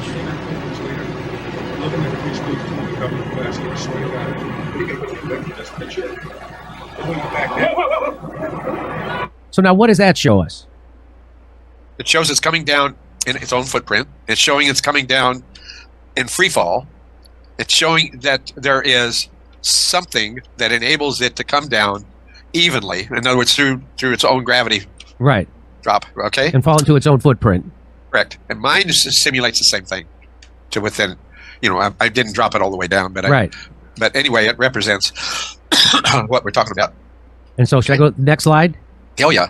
Okay, so this is your study, and this is the actual footage. Before we jump, look at the upper left of that. See that? Right that here? was the penthouse coming down. So so this is what actually happened. Through the 45th floor. That's why I had that 45 in there. Okay. That's way above any reported fires. And so that wasn't a fire. That wasn't a fire. Doesn't make any sense. No. And then it just falls straight down. Right.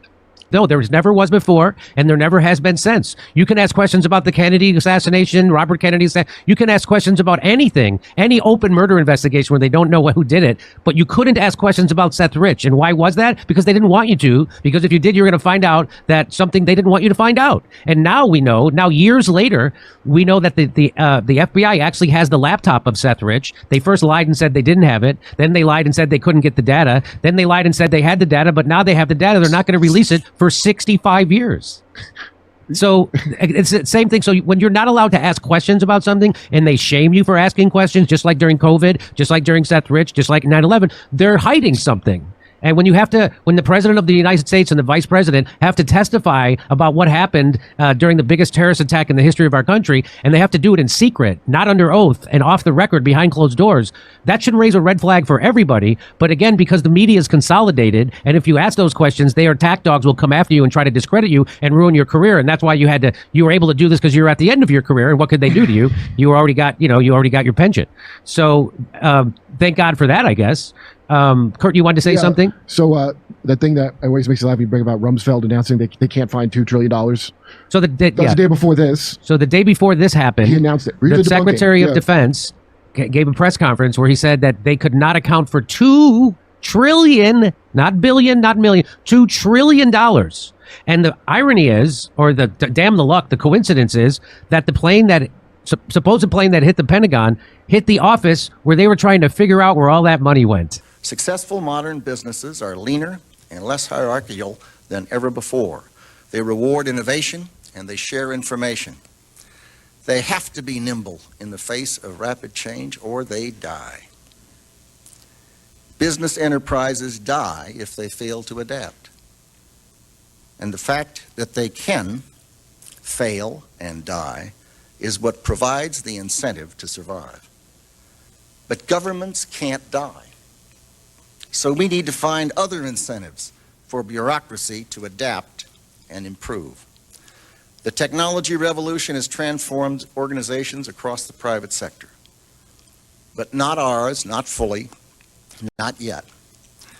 We are, as they say, tangled in our anchor chain. Our financial systems are decades old. According to some estimates, we cannot track $2.3 trillion in transactions. What? Bro, what are you talking about, man? So, Kirk. So this is the AP. The Reuters is good for a laugh as well. The debunking of that. Okay. Ready? See if you can pick out where it's gone wrong already. No, the U.S. government didn't mysteriously lose trillions of dollars the day before 9/11. Yeah, I thought they lost it all just that day. Right. That's what they're debunking. Not the actual thing that they still can't account for, by the way.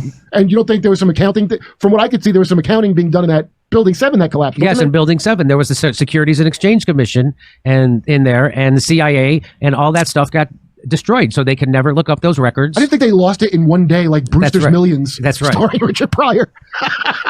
Hey, let's. Well, that's another reason why I put that slide in there for us to take a look at what was on those floors. Right. Because that brings to point. Wonder what really went on there, and then you go back to Oklahoma and something very similar on those floors, and you have to wonder.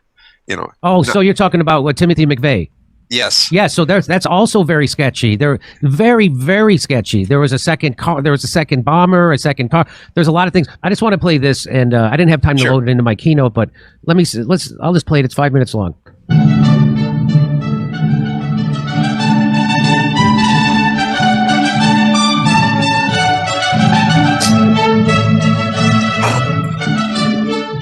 On the morning of September 11th, 2001, 19 men armed with box cutters directed by a man on dialysis in a cave fortress halfway around the world using a satellite phone and a laptop directed the most sophisticated penetration of the most heavily defended airspace in the world, overpowering the passengers and the military combat-trained pilots on 4 commercial aircraft before flying those planes wildly off course for over an hour without being molested by a single fighter interceptor. These 19 hijackers, devout religious fundamentalists who like to drink alcohol, snort cocaine, and live with pink-haired strippers, managed to knock down 3 buildings with 2 planes in New York. While in Washington, a pilot who couldn't handle a single-engine Cessna was able to fly a 757 in an 8,000-foot descending 270-degree corkscrew turn to come exactly level with the ground, hitting the Pentagon in the budget analyst office where DoD staffers were working on the mystery of the $2.3 trillion that Defense Secretary Donald Rumsfeld had announced missing from the Pentagon's coffers in a press conference the day before, on September 10th, 2001.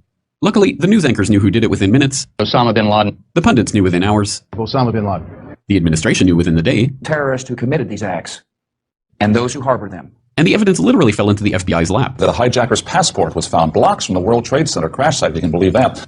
But for some reason, a bunch of crazy conspiracy theorists demanded an investigation into the greatest attack on American soil in history. That investigation was delayed, underfunded, set up to fail, a conflict of interest, and a cover-up from start to finish. It was based on testimony extracted through torture, the records of which were destroyed. It failed to mention the existence of WTC-7, Able Danger, PTEC, Sibel Edmonds, OBL and the CIA, and the drills of hijacked aircraft being flown into buildings that were being simulated at the precise same time that those events were actually happening. It was lied to by the Pentagon, the CIA, the Bush administration, and as for Bush and Cheney, well, no one knows what they told it because they testified in secret, off the record, not under oath, and behind closed doors. It didn't bother to look at who funded the attacks because that question is ultimately of little practical significance. Still, the 9/11 Commission did brilliantly answering all of the questions the public had, except most of the victims' family members' questions, and pinned blame on all the people responsible, although no one so much as lost their job, determining the attacks were failure of imagination. Because nobody in our government, at least, and I don't think the prior government that could envision flying airplanes into buildings. Except the Pentagon, FEMA, NORAD, and the NRO. The DIA destroyed 2.5 terabytes of data on Able Danger, but that's okay because it probably wasn't important. The SEC destroyed their records on the investigation into the insider trading before the attacks, but that's okay because destroying the records of the largest investigation in SEC history is just part of routine record keeping. NIST has classified the data that they used for their model of WTC-7's collapse, but that's okay because knowing how they made their model of the collapse would jeopardize public safety. The FBI has argued that all material related to their investigation of 9/11 should be kept secret from the public, but that's okay because the FBI probably has nothing to hide. This man never existed, nor is anything he had to say worthy of your attention, and if you say otherwise, you are a paranoid conspiracy theorist and deserve to be shunned by all of humanity. Likewise him, and her, and her, and her, and him. Osama bin Laden lived in a cave fortress in the hills of Afghanistan, but somehow got away. Then he was hiding out in Tora Bora, but somehow got away. Then he lived in Abbottabad for years, taunting the most comprehensive intelligence dragnet, employing the most sophisticated technology in the history of the world for a decade, releasing video after video with complete impunity and getting younger and younger as he did so, before finally being found in a daring SEAL team raid which wasn't recorded on video, in which he didn't resist or use his wife as a human shield, and in which these crack special forces operatives panicked and killed this unarmed man, supposedly the best source of intelligence about those dastardly terrorists on the entire planet. Then they dumped his body in the ocean before telling anyone about it. Then a couple dozen of that team's members died in a helicopter crash in Afghanistan. This is the story of 9/11, brought to you by the media which told you the hard truths about His hip could be seen to move violently forward. And they took the babies out of incubators. And mobile production facilities. And the rescue of Jessica Lynch. If you have any questions about this story, you are a batshit, paranoid, tinfoil, dog-abusing baby hater and will be reviled by everyone. If you love your country and or freedom, happiness, rainbows, rock and roll, puppy dogs, apple pie, and your grandma, you will never ever express doubts about any part of this story to anyone. Ever. Well, I didn't. This has been a public service announcement by the Friends of the... Hi, my name is Barry Jennings. 52 years old. I've worked for 33 years in one location. Basically, like I said, I'm married, father of 4.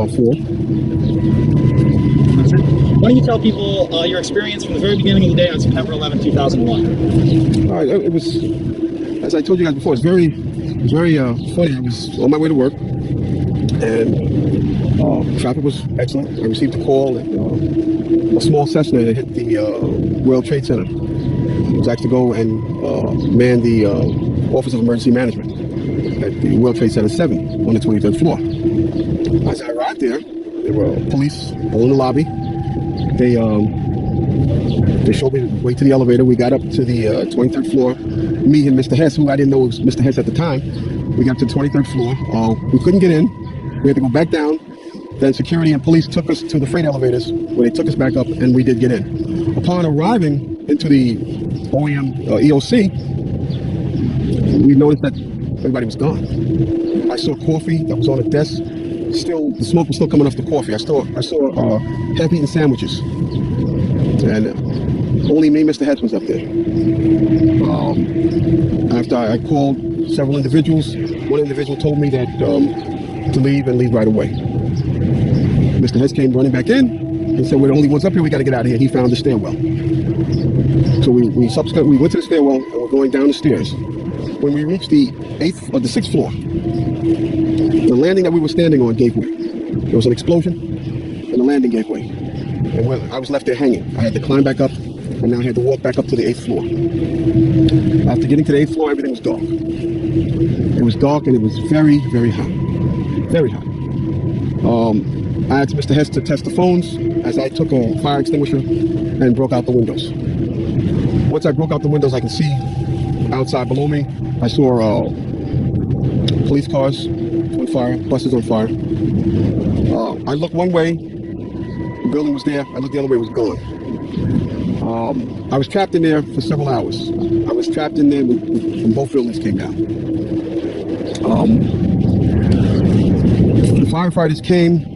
They came to the window, because I was going to come out on the fire hose. I didn't want to stay there any longer. It was too hot. I was going to come out on the fire hose. They came to the window. They started yelling, "Do not do that. We won't hold you." And then they ran away. See, I didn't know what was going on. That's when the first tower fell. When they started running, the first tower was coming down. I had no way of knowing that. Then I saw them come back. Now I saw them come back with more concern on their faces. Then they ran away again. The second tower fell. So as they turned and ran the second time, the guy said, "Don't worry, we'll be back for you." And they did come back. This time they came back with 10 firefighters. And they kept asking, "Where are you? We don't know where you are." I said, "I'm on the north side of the building," because when I was on the stairs, I saw north side. Excuse me. All this time, I'm hearing all types of explosions. All this time, I'm hearing explosions. And I'm thinking that maybe it's the buses around me that were on fire, the cars on fire. I don't see no, but I'm still hearing these explosions. When they finally got to us, and they took us down to what they called the lobby, because I asked them, I said, when we got down there, I said, "Where are we?" He said, "This was the lobby." And I said, you got to be kidding me. It was total ruins. Total ruins. Now, keep in mind, when I came in there, the lobby had nice escalators. It was a huge lobby. And for me to see what I saw, it was unbelievable. And the firefighter that took us down kept saying, do not look down. And I kept saying, why? I said, do not look down. And we were stepping over people. And you know, you can feel when you're stepping over people. They took us out through a hole that I don't know who made this hole in this wall. That's how they got us out. They took us out through a hole, through the wall, to safety. As they were taking me out, one firefighter had fallen. I believe he was having a heart attack. But before that, this big giant police officer came to me. And he says, you have to run. I said, I can't run. My knees are swollen. He said, you have to get on your knees and crawl in. He said, because we have reports of more explosions. And that's when I started crawling. And I saw this guy fall behind me. And his comrades came to his aid. They dragged him to safety. I was looking for an ambulance for my knees. And at that time, they told me, we got to walk 20 blocks to refuge. Before I got there, Eyewitness News grabbed me and started interviewing me. That's basically it. I mean, we keep pretending that it's ISIS are the terrorists, but the United States killed a million people in Iraq. Look what we did in Libya, same thing. And the most successful state in Africa, we turned it into a failed state. Look what we did in Syria. We got in bed with ISIS and Al Qaeda in Syria to try to, and that was all for a pipeline. And we still occupy a third of Syria. As we wag our finger at Putin for going into the eastern part of Ukraine to stop Ukraine from shelling the Russian ethnics there. He invaded Ukraine not to start a war, but to end one. And we're occupying Syria, which is right. We just built 2 military bases inside someone else's country. And which third of Syria are we occupying? We're occupying the oil part. Absolutely. And so this has been never ending. And then General Wesley Clark revealed on Democracy Now! That he went into the Pentagon after 9/11 and they already had a plan to go into Syria, Lebanon, Iraq, Iran, Libya, and I think there was 2 more, Somalia, and I think there's Afghanistan. And so they've done most of those. The last ones are, I think, Lebanon and Iran are the ones that are left on the list. And they're trying to do that right now. They're trying to engineer a war with Iran and Lebanon, and they're trying to do it through the Israel-Palestine conflict. They're saying that Hamas was funded by Iran, and that gives us, and if any proxies of Iran attack U.S. soldiers, that's an attack from Iran. And so this has been, there's a document called the Prospect for a New American Century. And it laid out all this, and they said they needed a Pearl Harbor so they could use that as a pretext. So what they gave the President of the United States was called the AUMF, which is the Authorization for Use of Military Force. And that means he didn't have to declare a war if he wanted to go into Libya. He didn't have to declare a war to go into Iraq or Syria or Afghanistan. They didn't have to declare a war, get Congress to declare a war. He could do that because under the guise of him fighting, under the president fighting terrorism. So we've done all these wars without an official declaration of war. And it's just, we are the world's terrorists. That there's no other country that has done what we've done in the last 20 years or even come close. Yeah, it's really unfortunate. And to say the least. And we have over 800 military bases. I say probably 1,000 military bases around the world. No one comes close to that. And a lot of them are secret also. But anyway, I really appreciate your courage, Doctor, and I appreciate you coming on the show. And I appreciate you, sharing your knowledge of engineering and your impeccable reputation and putting it on the line to tell the truth about something like this. And, the idea that you're not allowed to ask questions in the United States of America about anything should be a red flag to everybody. But what they do is they go, "Oh, you're just asking questions. You one of those? One of these guys? What are these guys? Oh, just asking I'm questions. just asking questions. What else are you supposed to do? That's what you're supposed What do you to mean do. Just asking questions. I know. That's a hostile act. Yeah. Let me share something else with you before we go. Okay. It doesn't have to be on the air. So one of the things that happened almost at the very beginning. Well, I just want to let you know we are on the air. We're live. Okay, that's fine. Okay. So at the very beginning, when the building went down, all 3 buildings went down. What happened immediately after that? They looked as fast as they could to get all that stuff hauled away. That's right. That is not the way you handle anything that collapses. I mean, I've done a lot of building collapse or evaluation of failures, and the first thing you do is you put it back together, or you examine what may have created the problem. But if you don't have the material there, and why didn't you have the material there, then you're violating the very issue that you should be using to make a determination of what truly did happen. And yet in the dust particles, they found thermite that was unexploded. So thermite is an explosive Oh my gosh. that they use to implode buildings, correct? But it's pretty high. It's to the point that if you look at what happened in the rumble piles, that was not a typical fire. Right. And so none of this is to say that 9/11 didn't happen, or that it was like a black swan event, or, you know, false flag, or whatever the case may be. I mean, obviously, it definitely happened. People for sure lost their lives. It was a horrific tragedy, one of which humanity has never seen before, in the way that we were forced to see it, basically, because it was a forced event onto, you know, America and the world at large, you know. So it was something just that changed the course of history, changed the course of this country and the world forevermore. And that alone cannot be, it cannot be understated whatsoever. But because of the importance of this event, because of all of the lives that were lost, the lives that were changed, the people that were changed, you know, the countries that were changed, the world was changed, the magnitude of this tragedy, the scope of this horrific, you know, terrorism attack, no matter who you point your finger at and call the terrorist and name as the terrorists who were involved and who were responsible for this, it doesn't change the fact that this happened. But it really stresses the importance of us needing to know and needing to understand how, what, why did this happen? And did we get the full picture? Did we get the true facts of this day? Did what they say happened actually happen? And I would just say no, because there's too many other things that point to not only ulterior motives, ulterior guilty parties,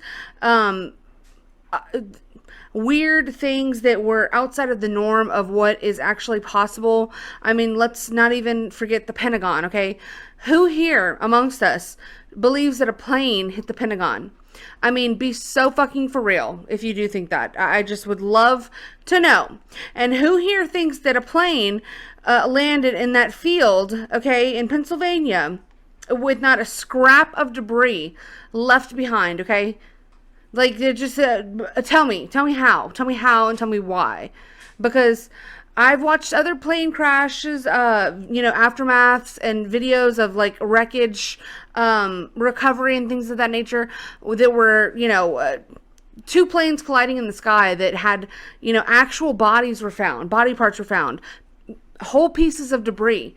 How is it that it landed in a field, it crashed in a field in Pennsylvania, and not one scrap of that wreckage was found? I mean, just really think about it. So the video that we watched with the flight attendant explaining her theories, I think is, you know, I had never really thought about it before, honestly, until I really started deep diving into this topic. And what made me want to deep dive into it was because obviously I knew that in regards to the towers, what happened wasn't the full story, or even possibly even close to the truth of what happened. But I had never actually taken the other road of evaluating or contemplating, was that actually the planes that crashed into those buildings? Like, were those commercial airliners filled with hundreds of passengers crashed into those places where they said that they crashed? Obviously, I knew the Pentagon was fake because we all saw the video, and if you haven't seen it, I can try to find it real quick, but I mean, it's just, from the day I saw that, I knew that that wasn't on the up and up, that that was not a commercial airliner that came in at a parallel to the ground angle and crashed into the Pentagon. Okay, just miss me with that. So, but then seeing the wreckage in the field was another oddity, and it really made you look sideways at it and say, well, how was there not a single piece of debris? How? But then thinking about her theories, and obviously because, you know, I brought this up to my mom the other day, and she was like, no, there were people on those planes. There were people who were, you know, like everybody knows somebody who knew somebody who was supposed to be on those planes or were on those planes that crashed into the buildings. It's like, obviously, yes, there were people, I believe, who boarded flights on 9/11 who did not make it to their destinations because of this tragedy. Now, do I think that those people were on planes that crashed into buildings? I'm honestly not sure. And I had never thought about it before until I heard this woman's interview that we listened to just a bit ago. And I can't say for sure that you yes, I know that that's what happened. That rings true, but it does ring true to me. Honestly, I'm not going to lie. It rings true to me. But the sad fact of the matter is, and what really just irritates me and makes me so sad for what happened on this day was that we'll probably never know now. And the fact that it possibly could have been what she was alleging, that these people were taken, somewhere else and arrived at just as horrific of a tragedy where their lives were taken senselessly to perpetuate a grand scheme is it's disturbing, to say the least. It is disturbing to the soul, and it is an assault on your senses to even contemplate it. But I think it's something that you have to genuinely think about and explore if this is something that you're interested, curious, or want to know the truth about.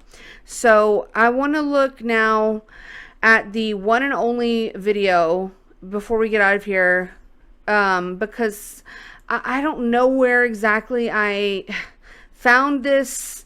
And I think it was in a podcast, because I remember somebody saying it. I just don't know where I heard it. But basically, if you slow down the footage of the fireman's video and really, pay attention to one portion. And it's really hard to see because it's small. But this was the only video known in which the first strike, the first plane hitting the first tower, was captured on film. And this wasn't supposed to be the case. The second tower being hit, which was the first tower to fall, that was intentionally supposed to be broadcast. If we go along with this theory of there being nefarious actions behind this and there being intentional media coverage to drive a narrative or push forth a collective idea into the American awareness. Okay, guys, so here's the very first and the only, this was truly a miracle. This was an intervention by God, I think, honestly, in order to let the truth and the light be shined on this incident, and to really just allow people to then go back and really understand that things weren't on the up and up when it came to this. But this is the only video of a plane crashing into the first World Trade Center building. And we have to understand that this was before cell phones were even a big thing where everyone had them. This was filmed on a camera that was just so happened to be filming a documentary about firefighters in New York City on 9/11. And it just so happened that, when they heard the plane flying so low over Manhattan, which was a very abnormal and unusual thing, this was not ever done because they didn't want planes crashing into buildings. They all looked up, and just so happened that the cameraman panned over at the exact moment that the plane hit the building, and it is very grainy footage, but you can still see it so clearly, and it's so amazing that this footage was captured. I mean, at the exact right angle, at the exact right moment. But I'm going to slow it down, all the way down, and I'm going to point out to you guys what was alleged here, was that there were missiles shot off from this plane. And I didn't believe it when I was reading it and on this site or whatever. I was like, what? Because I never even heard that either. There were so many things that I learned while doing this video, already having the massive amounts of doubts that I had, that I was blown away. There's more, this is an onion that's never ending. You just peel back more and more layers. But this was something that I learned while researching this, and I was like, there's no way, because there was a description of, little tiny bursts or explosions or whatever, and I don't know what they are. There could be an explanation for it. I'm not saying there's not, but this is what I was able to see, and I'm going to point it out to you, but I'm going to slow the footage way down. But let's watch the first part of it. I had one.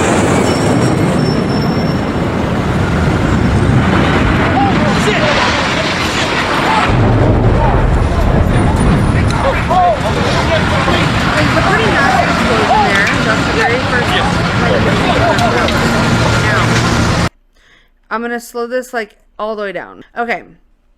So again, you're going to have to look really carefully and you might have to go back and watch this on your own, but I'm going to play it here.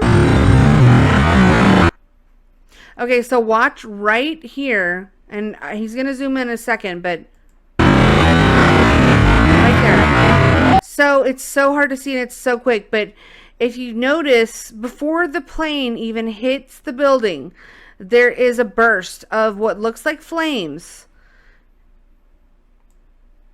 Okay, watch right here. Right there. And then it hits. I don't know. Did you guys see what I saw? Because I saw something. Again, I'll play it one more time. And I was blown away because I didn't believe it whenever I first heard this, but I see it right there. Boom. So what was that? And what was alleged was that it was a missile that was shot off, or some sort of something was shot from this plane, which was a dummy plane. This was all alleged. And it was to ensure that the plane would have a smooth pathway into the building where it would then combust with the jet fuel and catch fire and cause the explosion that it caused. And the thinking behind that was that there was thermite planted in the building that was then going to ignite and cause the fires that were caused in order to make the collapse of the building seem more plausible. So again, all alleged. I'm not the one who came up with all these ideas. I just came across them and they blew my mind. It was a holy shit moment for me. So not from this angle.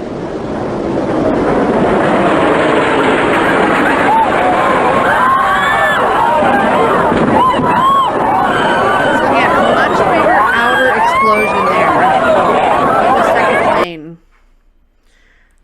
We've seen it from the front angle before, but not from this angle.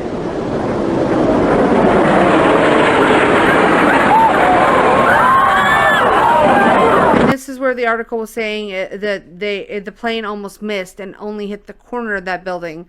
Why that is, I don't know, but that was the footage of the second plane. So this website here, I think, is where I actually was alerted to a lot of this, and it was explained to me in a way that something clicked in my head.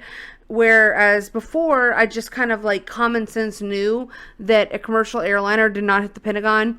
But this being more detailed and more kind of like technical was a good way for me to kind of wrap my brain around this. But it says, here are a few photos of the Pentagon crash site. Hard to see any debris from an alleged Boeing 757 jetliner. No evidence of a Boeing 757, but the damage is certainly consistent with a cruise missile strike. So this would be the size proportion to a Boeing 757 flying at the angle that they alleged it was flying, and striking the building in a way that no debris would be left behind, okay? And there were like a few scraps that were found at the Pentagon, again, because I want to be fair, and I don't want to say that there was absolutely nothing found at either site in Pennsylvania or at the Pentagon, but they were so minute and so like insignificant that it still is not even a good explanation. Evidence can be planted anywhere, and you know, not to say that that's what happened, but I'm just saying, I'm just throwing things out there that I've thought about and I think that deserve, you know, to be answered. But I think that yes, you would have major pieces of this airplane left behind if this is what crashed into this building and made this amount of damage, okay? I mean, how is it that similar planes took down 200-story buildings, okay, made of steel, and this is all the damage that they did by crashing into the Pentagon?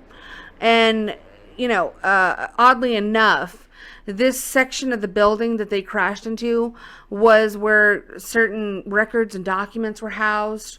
And let's not also forget that the day before 9/11 happened, the DOD actually announced that like trillions of dollars had been quote unquote lost or misappropriated or whatever the case may be. One of the first times that they actually brought to the American public their mishandling of U.S. tax dollars in gross amounts. And oddly enough, the very next day, such a massive tragedy happened. It's bizarre how that happens, right? So tell me, you guys tell me, you see it right here, you see the shadow on the grass, okay? Is that a commercial airliner? Okay? I mean, this right here is just, it's a slap in the face. It's a pissing in your face and telling me it's raining moment. Truly. I mean, honestly, this was one of the things that black or red pilled me or black pilled me or whatever the fuck on 9/11. This was one of the things that when I looked at it, I was like, huh? I'm sorry, what? What are you trying to tell me happened? And I'm seeing with my own eyes. Okay. Yeah, when does a plane ever fly like that? Into a building. Bizarre. So this is explained in this paragraph here. It says, a theory consistent with the evidence was revealed in March 2002 to Carol Valentine by an informant. A plot was hatched not by the Arabs but by so-called Americans, agents of the civilian state security and intelligence agency and bureaus such as the CIA, top-ranking officers within the U.S. Air Force, and high-level officials within the U.S. administration, perhaps with Israeli Mossad involvement. A, to take control of 4 civilian airliners. B, to carry out attacks on the Twin Towers and the Pentagon, causing huge loss of life. C, to make it appear that these airliners were used to carry out the attacks. D, to eliminate the passengers on the airliners who would not be involved in the operation except as reluctant witnesses. E, to blame these attacks on Arab terrorists and to use this as a pretext to launch military campaigns against enemies of America in the Middle East and in Asia. The real aim being to get control of their oil and mineral resources. This plot, of course, was not hatched in a day, and it may have been years in preparation. In September of 2002, a congressional report cited no less than 12 examples of intelligence information on the possible use of airliners as weapons. They stretched from 1994, around the same time as the Oklahoma City bombing, to August of 2001, when word came of a plot by Osama bin Laden to fly a plane into the U.S. Embassy in Nairobi, Kenya. So a lot of these articles have been archived, but they're here and they're all within this one website, which I will link in the description if you guys want to click onto all these hyperlinks. It's a lot of good information, a lot of different information that is, you just can't find it. Again, Google is broken. So a lot of these links have been archived and are placed within this website, which has, it's kind of hard to navigate, but you just have to play around with it a lot. It's hard to imagine that, a group of 12 Arabs would be able to overtake 4 commercial airliners and still be able to fly those planes and get past all of the security measures, get past all of the other passengers, and be able to carry this out in such a manner that it seems implausible when you really sit and think about it, I mean, we were told that this is what happened, but just think about that for a second, and you would, the doubts will start to form in your head, if you really do some critical thinking. So it says 3 planes had been made ready by U.S. military personnel capable of being controlled remotely with no one on board. Early on the morning of September 11th, according to the official story, 4 American Airlines and United Airlines jet airliners take off. Pseudo flights 11-175 take off from some military base flying under remote control with no one on board and fly so as to intercept the flight paths of American Airlines Flight 11 and United Airlines Flight 175. A half hour or so after taking off, the pilots of the 4 civilian airliners are informed by some means of a real or potential terrorist attack and that they are to shut down their transponders and land their planes at one military base or another in some northeastern U.S. state. directions to the base are given. The pilots obey this order and change course accordingly. Shortly after the real flights 11 and 175 cease transmitting their transponder signals, the pseudo flights begin to transmit the same signals. They fly toward New York, and if they are visible on the air traffic controller screens, they appear to be AA-11 and UA-175, now flying toward Manhattan. Pseudo Flight 11, under remote control, approaches the North Tower at 8:45, fires missiles into it, then crashes into it, detonating explosives already planted in the building. George W. Bush watches the impact on a private transmission to the TV in his limousine while traveling to a school in Florida. Now that's wild. That's a wild statement. And again, guys, this is not true. These are not facts. These are theories that are being alleged on this website that I think just deserve to be heard. That's all. That's all I'm asking you to do, is just listen and to think critically for yourself. Pseudo Flight 175 approaches Manhattan, also under remote control, and crashes into the South Tower at 9:03. Its controllers, not used to remotely controlling the 100 plus tons of a Boeing 767, almost missed the tower but managed to hit it towards one corner. Just before the plane hits the building, an incendiary missile is fired to create a temperature within the building high enough to ensure ignition of the jet fuel, which is about to be released by the impact. Most of the jet fuel passes through the corner of the tower and explodes in a huge fireball outside the tower, which is why you see the two impacts look so different. So after being advised of the second impact, George W. Bush continues listening to children read a story about a pet goat for another quarter of an hour, then finally announces to the nation that he has made some phone calls but plans to order defensive action by ordering U.S. Air Force jets from bases near Washington to scramble to intercept the other two allegedly hijacked planes still in the air. No other Air Force officer orders jets to intercept the planes, despite this being standard practice whenever a commercial airliner strays from its flight path. Interceptors are finally scrambled an hour after the first of the commercial jets has gone off course and 45 minutes after the impact at the North Tower. By sometime around 9:15, all four American United Airlines jets have landed at the military base to which they were directed.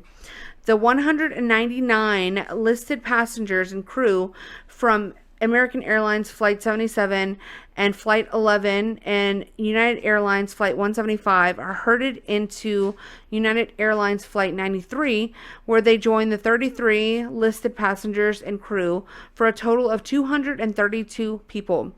Explosives are loaded on board.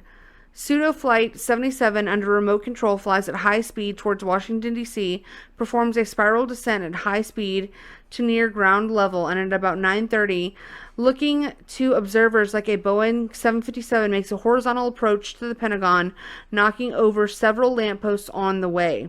Just before impact, it's completely destroyed by onboard explosives, producing the minor amount of debris later observed on the Pentagon lawn. Timed to coincide with the event, 2 or 3 high-speed cruise missiles arrive from slightly different directions, traveling so fast as to be mostly unnoticed by witnesses, whose attention is focused on Pseudo Flight 77, and penetrate the outer wall of the Pentagon, producing 3 exit holes in the C ring of the building. So these are the 3 apparent holes. And now, I don't know about all this. Like, this doesn't really do it for me. Again, I will read something, and if it feels right to me, if it seems right to me, I can consider it. If it doesn't seem right to me, then I might not think so much that it could be a plausible option. But that I don't know about the other missiles, the second and third missiles, but I do know that a commercial airliner did not hit the Pentagon. I do know that. And allegedly, everything's alleged here. So, and in this, alleged theory, they're saying that all of the passengers from all 4 airlines were all 4 commercial airliners were loaded into one plane and were then shot down by the U.S. military over Pennsylvania.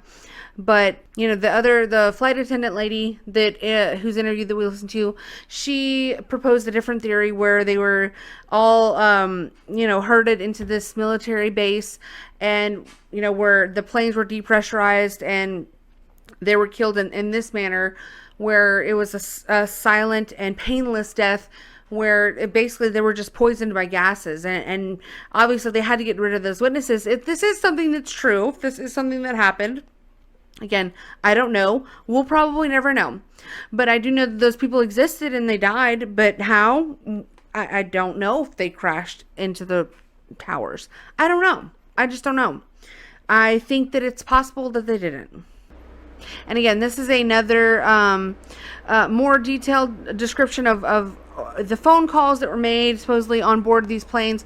I don't want to get into all this because the flight attendant lady kind of got into it in her interview, and this is just alternate theories, but I think that all of these ideas are valid and genuine, and I think that they come from a place of just wanting to know what happened, because people are so outraged, and this is something that really was such an assault on America and American people, that people want justice.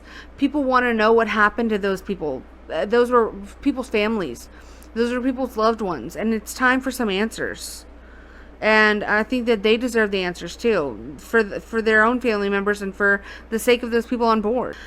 So in regards to the Pennsylvania plane that supposedly was the only one that missed its target, as everyone knows, the official story holds that heroic passengers aboard that flight wrested control of the plane away from the terrorists, resulting in a crash into a field in Shanksville, Pennsylvania. What if they were to take the point of view that the events of September 11 were essentially an inside job, with U.S. military and intelligence services either directly complicit or at the very least turning a blind but knowing eye? Then the shooting down of Flight 93 raises another rather obvious question. Why would the U.S. national security apparatus shoot down any of the 4 flights? Assuming that some general somewhere didn't get the harebrained notion that it was actually his duty to defend the country against these attacks, why would a plane be shot down that was for all intents and purposes on a covert mission for the very people who would have ordered the downing of the aircraft? If this were the case, then there would only be one reason for shooting the flight down: to destroy any and all evidence in the event the mission became compromised for any reason. And how, you may wonder, might the mission be compromised? One possible scenario could be if, say, the passengers were able to disarm the hijackers and take control of the plane. That would conceivably leave dozens of witnesses to what really happened on those planes that fateful day. The contents of the black boxes can be suppressed quite easily. A parade of eyewitnesses, particularly eyewitnesses rightly viewed as American heroes, is another matter entirely. As disturbing as it may be to contemplate, the answer to the question of what really happened to Flight 93 could be that it was shot down precisely because the passengers were able to overpower the hijackers, or at least were making an attempt to do so. It could be that the very heroism for which they have been cynically praised by the Bush regime may have earned them a summary execution. So did the plane crash in the field, or was it shot down? I mean, this is another thing that's just, it's so sketchy. The details are so cloudy.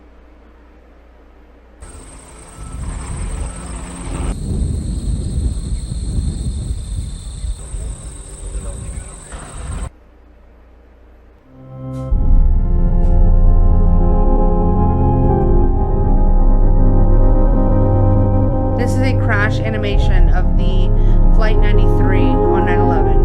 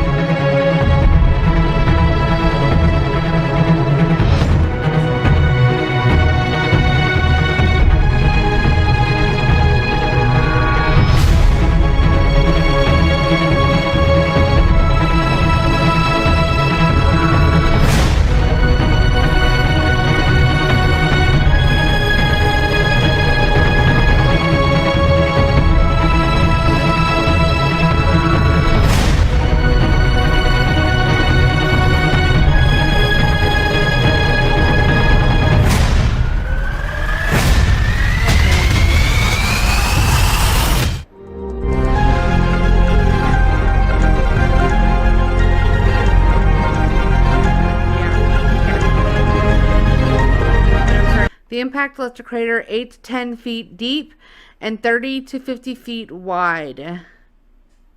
30 to 50 feet. What? So the wingspan of a Boeing 757 is 38 meters or 124 feet. Okay? And what's this again? Okay, 30 to 50 feet wide. Oh, okay. All right. All right. So, okay. Okay. So apparently fighter pilots were tapped to take down Flight 93 had it gotten further than it had gotten closer to its target, had, you know, things not gone the way that they wanted them to go. So yeah, it you know, because I was hearing a lot of people say that there was a plane that was downed by the US military, but we were told that it crashed into that field. So listen, I don't know. I don't know. I just know that all of this feels so disgusting and awful to know, you know, that there could have been some sort of inside knowledge, or even worse, some sort of inside responsibility for what happened on 9/11. And if that is true, it's in God's hands, because it's at this point too horrific to even fathom the involvement of people that are so-called American citizens in something as gruesome as this. Okay, so I would encourage you guys to go check out this website, and I just want to leave you guys with this quote here. Okay, so this was from Dan Brown, the Da Vinci Code, I guess from the book The Da Vinci Code, and it says, "History is always written by the winners. When two cultures clash, the loser is obliterated, and the winner writes the history books. Books which glorify their own cause and disparage the conquered foe. As Napoleon once said, what is history but a fable agreed upon?" So I want to know what you guys think. This was a lot. Again, everything I said in this video is all alleged. I want you guys to think for yourselves. Don't take my word for anything. Research it as much or as little as you want, and just think critically about it. And if it's something that you think should be brought more attention to, do what you got to do. You know, I think that the fight for answers is not over, and the more people talk about it, maybe the more light will be brought, and the more answers we might possibly one day get, God willing. But the answers might be too disturbing and horrifying to actually even know. I mean, we still don't know what happened with JFK and how the CIA allegedly murdered him. So who knows if we'll ever know about this tragedy, which on scale was, I mean, just as great, if not worse, than what happened with JFK when a supposed government agency took out a US president. But again, it's all alleged. I want to know what you guys think. Please like this video if you like it and want to see more like this, and subscribe to the channel, guys. I would really appreciate that. And I thank everyone who's watched this video. If you got this far, you definitely should be subscribed. I mean, what are you doing? Please hit that bell on your way out, and I will see you guys later. Y'all take care. Bye. I just tell the truth, and telling the truth is crazy in a world full of lies. If you mix brilliance with bravery, that we can ignite something. Even this conversation alone can ignite the people. The time is now to express and for people to believe in themselves. The time is now for it to be okay to be great. People in this world shun people for being great, for being a bright color, for standing out. But the time is now to be okay to be the greatest you.